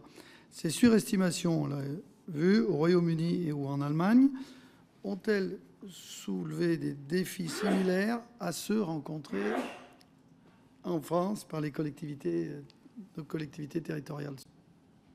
Très honnêtement, je ne suis pas en capacité de vous répondre. Donc je préfère le dire tout à fait franchement. Charles Titzel-Toul. Merci, Monsieur le Président. Avant de poser deux questions à Monsieur Léniel, j'ai une question pour vous, Monsieur le Président de la Commission. L'audition de Monsieur Léniel est dans le cadre des responsabilités au Comité des finances locales ou de l'Association des maires de France? Non, la demande avait été faite pour l'AMF. Et l'AMF, Monsieur Lisnard n'étant pas disponible, il a proposé que ce soit Monsieur Léniel.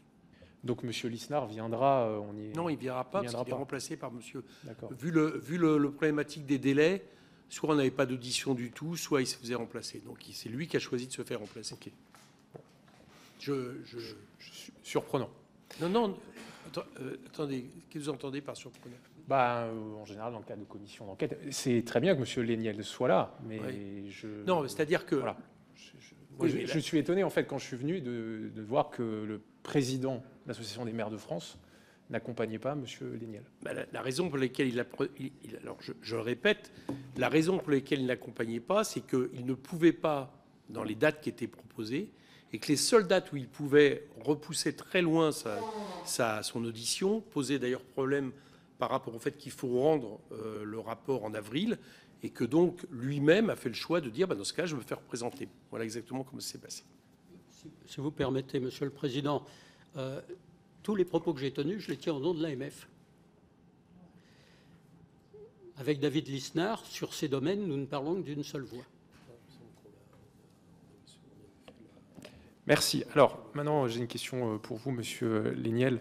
Je voulais revenir sur les propos que vous avez utilisés, mais vous l'avez déjà fait il y a quelques mois quand vous êtes venu dans le cadre d'une audition ici, à rappeler, vous n'êtes pas le seul d'ailleurs, toujours comparer les structures de dépenses État-collectivité et dire, d'une certaine façon, on ne peut rien nous reprocher parce que nos budgets sont à l'équilibre.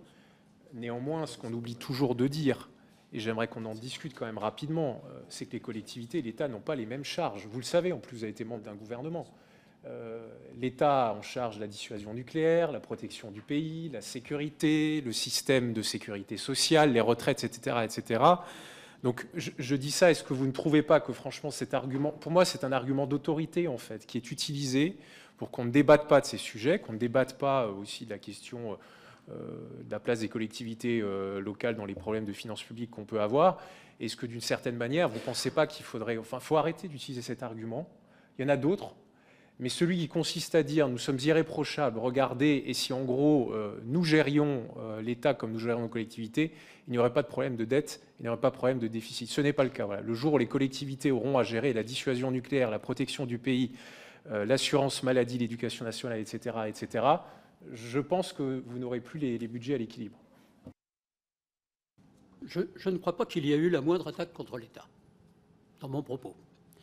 Bien entendu que l'État a ses propres contingences.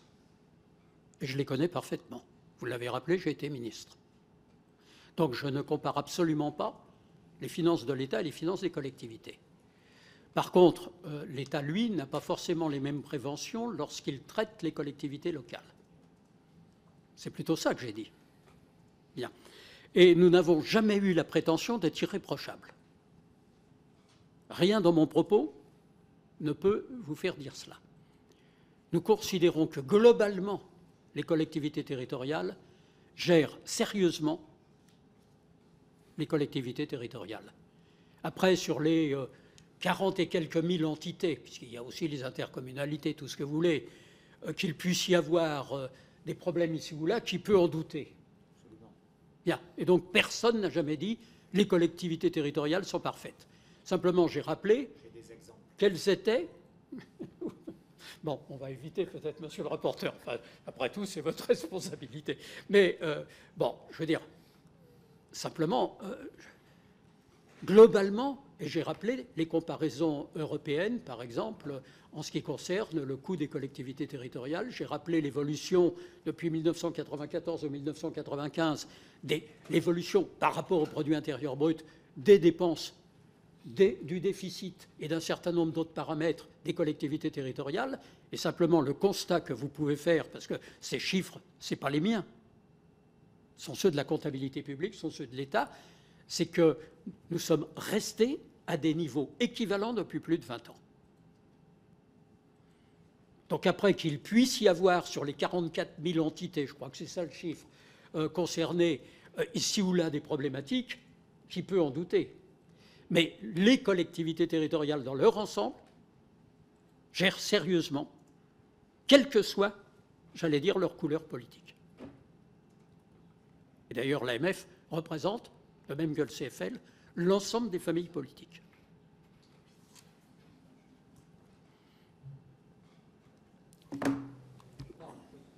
Merci. Ma deuxième question, plus rapide, parce que mon temps est presque écoulé. J'ai regardé le rapport de la Cour des comptes 2024 sur les finances locales. D'ailleurs, vous étiez venu pour ce rapport.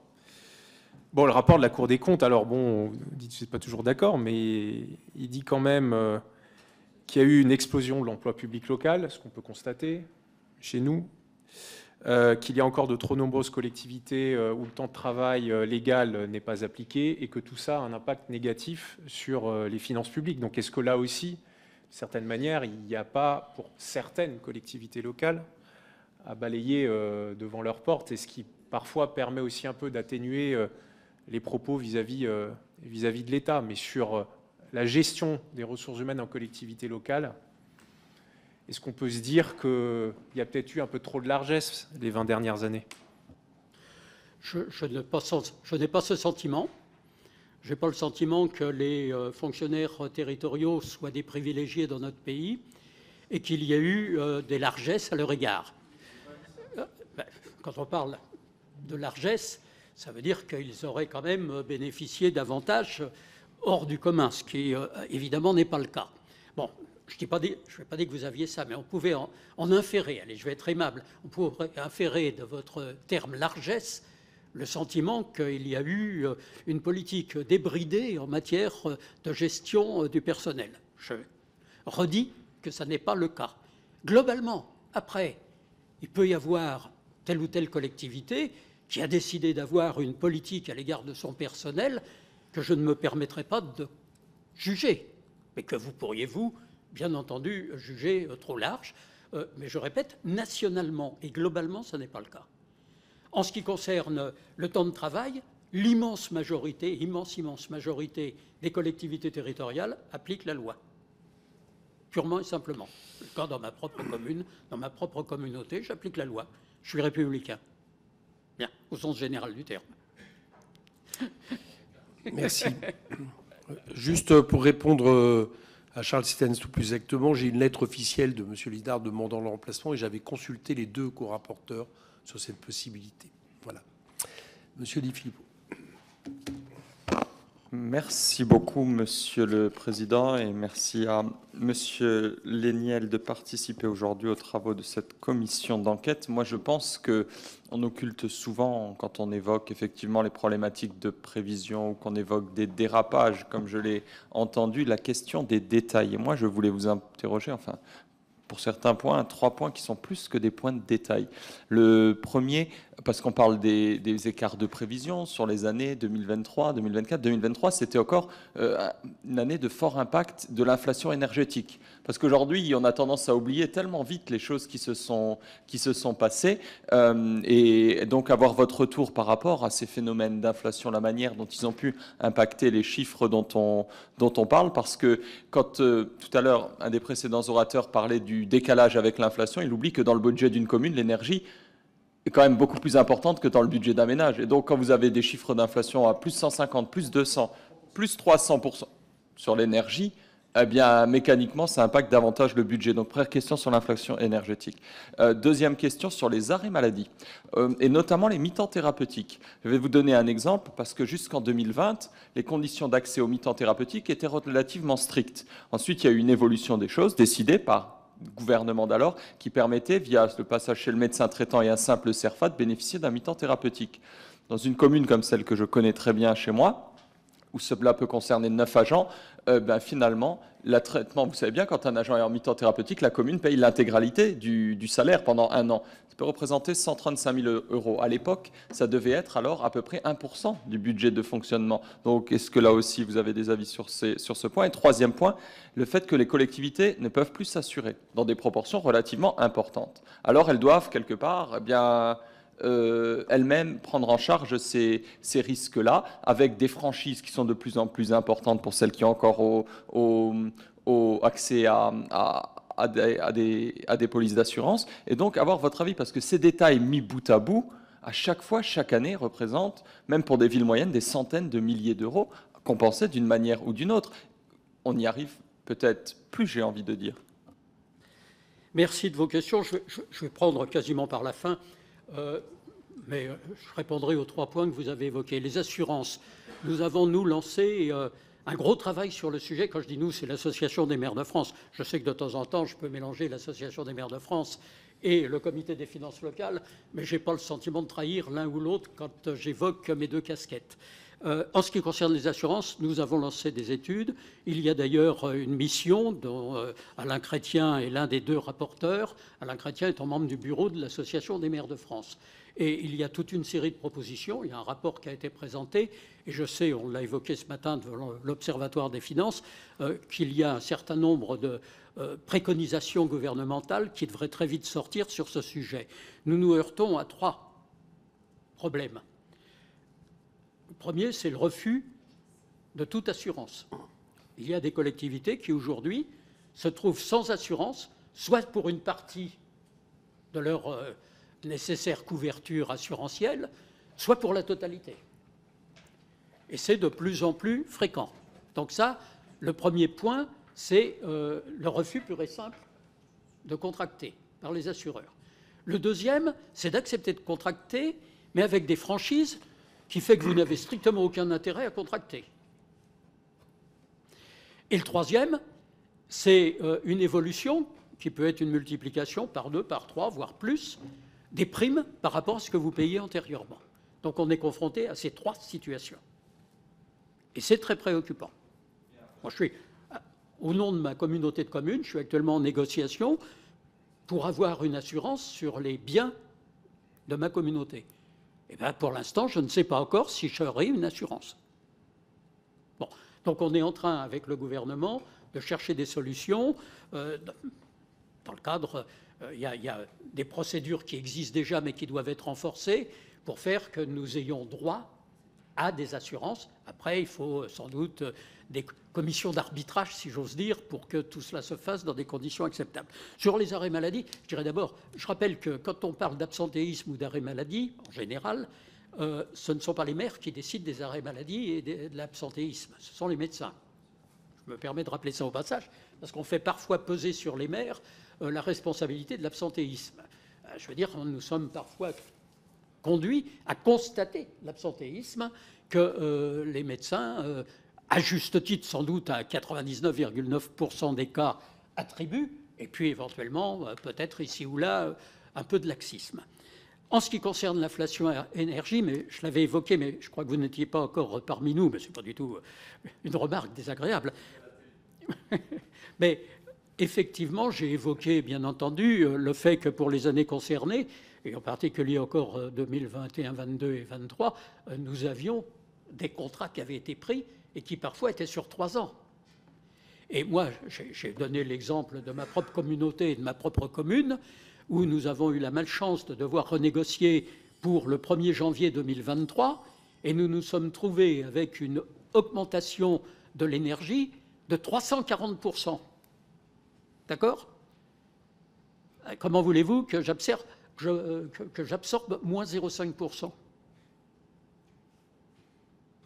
Voilà, je vais m'arrêter là, mais vous aurez compris. C'est pour ça que quand on vient me parler des 0,5%, alors que nous étions dans une période, et le contrat était pour 3 ans, ça veut dire qu'il se termine seulement maintenant. C'est bon? J'ai 2 petites questions à vous poser.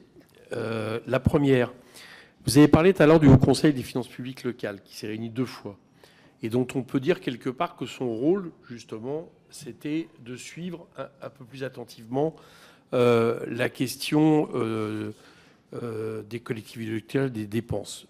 Si je ne me trompe pas, il s'est réuni 2 fois, il n'y aura pas de 3e fois. Est-ce que vous considérez que c'était un échec? C'est un échec. J'avais été consulté, alors des fois, vous voyez, ça arrive. C'est dommage, ils sont tous partis. Et c'est en public. Ah bon, d'accord. Pour une fois, j'avais été consulté.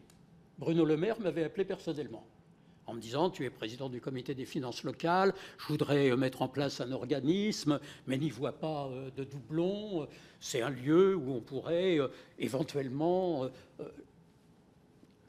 dialoguer. Et je lui avais dit, est-ce que tu es prêt à aller jusqu'à ce que ça dépasse le dialogue et que ça entre dans la négociation? Et il m'avait dit oui. Et je lui avais dit, dans ces conditions, je suis bien entendu totalement d'accord, à la fois en tant que président du CFL, et je ne doute pas que l'Association des maires de France sera représentée, ce qui a été le cas lors des 2 sessions. Bien. Monsieur le Président, vous avez participé à ce Haut Conseil, vous avez pu constater qu'il n'y avait aucun engagement de négociation à aucun mandat, à aucun moment, malheureusement. Mais ça aurait pu être un bon outil si effectivement ça avait été un lieu non seulement de concertation, mais de négociation. C'est-à-dire qu'on nous dise, écoutez, nous, on pense que vous devez faire des efforts. Bon, ok, tout le monde est prêt à faire des efforts, mais sur quoi? Dans quel volume? Mais quelle garantie vous apportez que nous aurons la capacité à répondre aussi aux injonctions permanentes de l'État à notre égard? Donc qu'il y ait pas seulement un dialogue. Nous sommes tous républicains et tous polis, donc on peut dialoguer en permanence.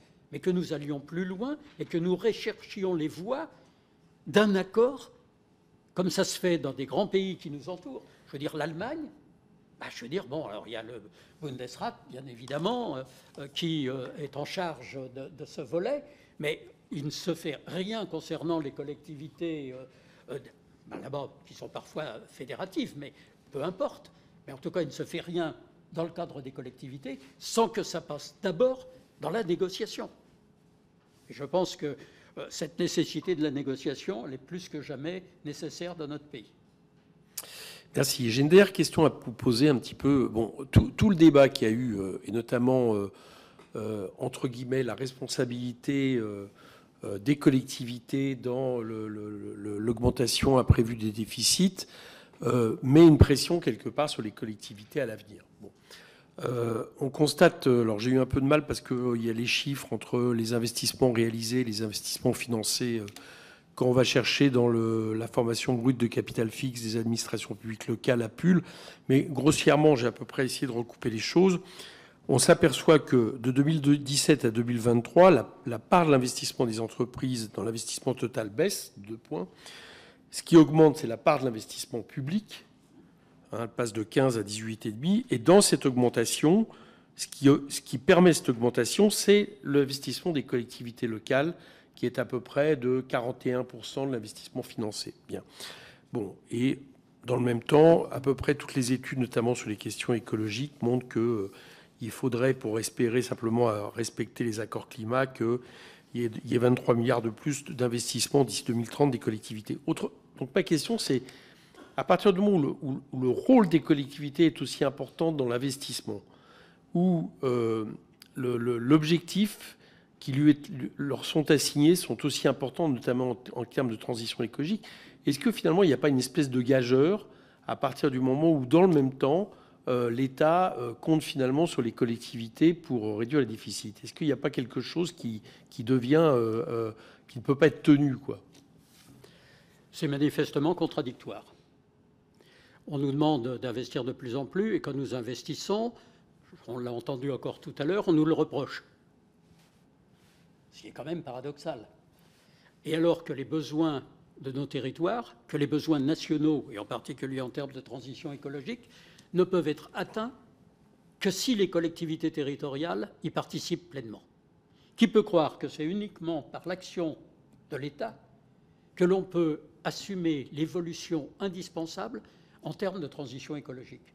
Que ce soit, bien entendu, je pense à l'eau et l'assainissement, ce sont nos collectivités territoriales. Or, ça va être un des grands sujets majeurs de notre civilisation, parce que c'est mondial, cette question de l'eau. Bon. C'est vrai pour tout ce qui est verdissement. On nous dit, il faut que vous fassiez plus dans ces domaines. Et d'ailleurs, on a alourdi le fléchage vers les investissements de transition écologique dans la loi de finances 2025. En ce qui concerne la DETR, la DSIL, le peu qui reste de fonds verts. Bien. Donc, on accroît nos obligations dans ces domaines, et dans le même temps, on baisse les moyens, puisque globalement, les moyens d'investissement, rien que sur le fonds vert, je l'ai dit tout à l'heure, c'est moins 1,350 milliard. Or, on sait que, en gros, les subventions de l'État, c'est-à-dire, par exemple, 1,350 milliard, il faut le multiplier par 4 pour avoir la réalité des investissements réalisés.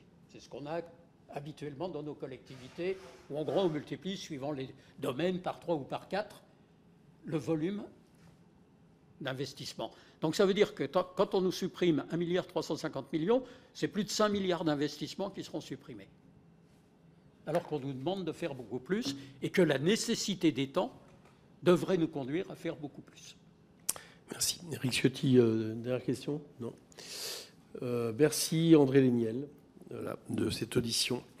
On se retrouve pour l'audition, ça va être la dernière demain. Non, on se retrouve à 11h demain il y a un bureau de la commission, et on se retrouve demain à 15h pour l'audition de M. François Sauvadet, président du département de France, dans le cadre de nos travaux d'enquête.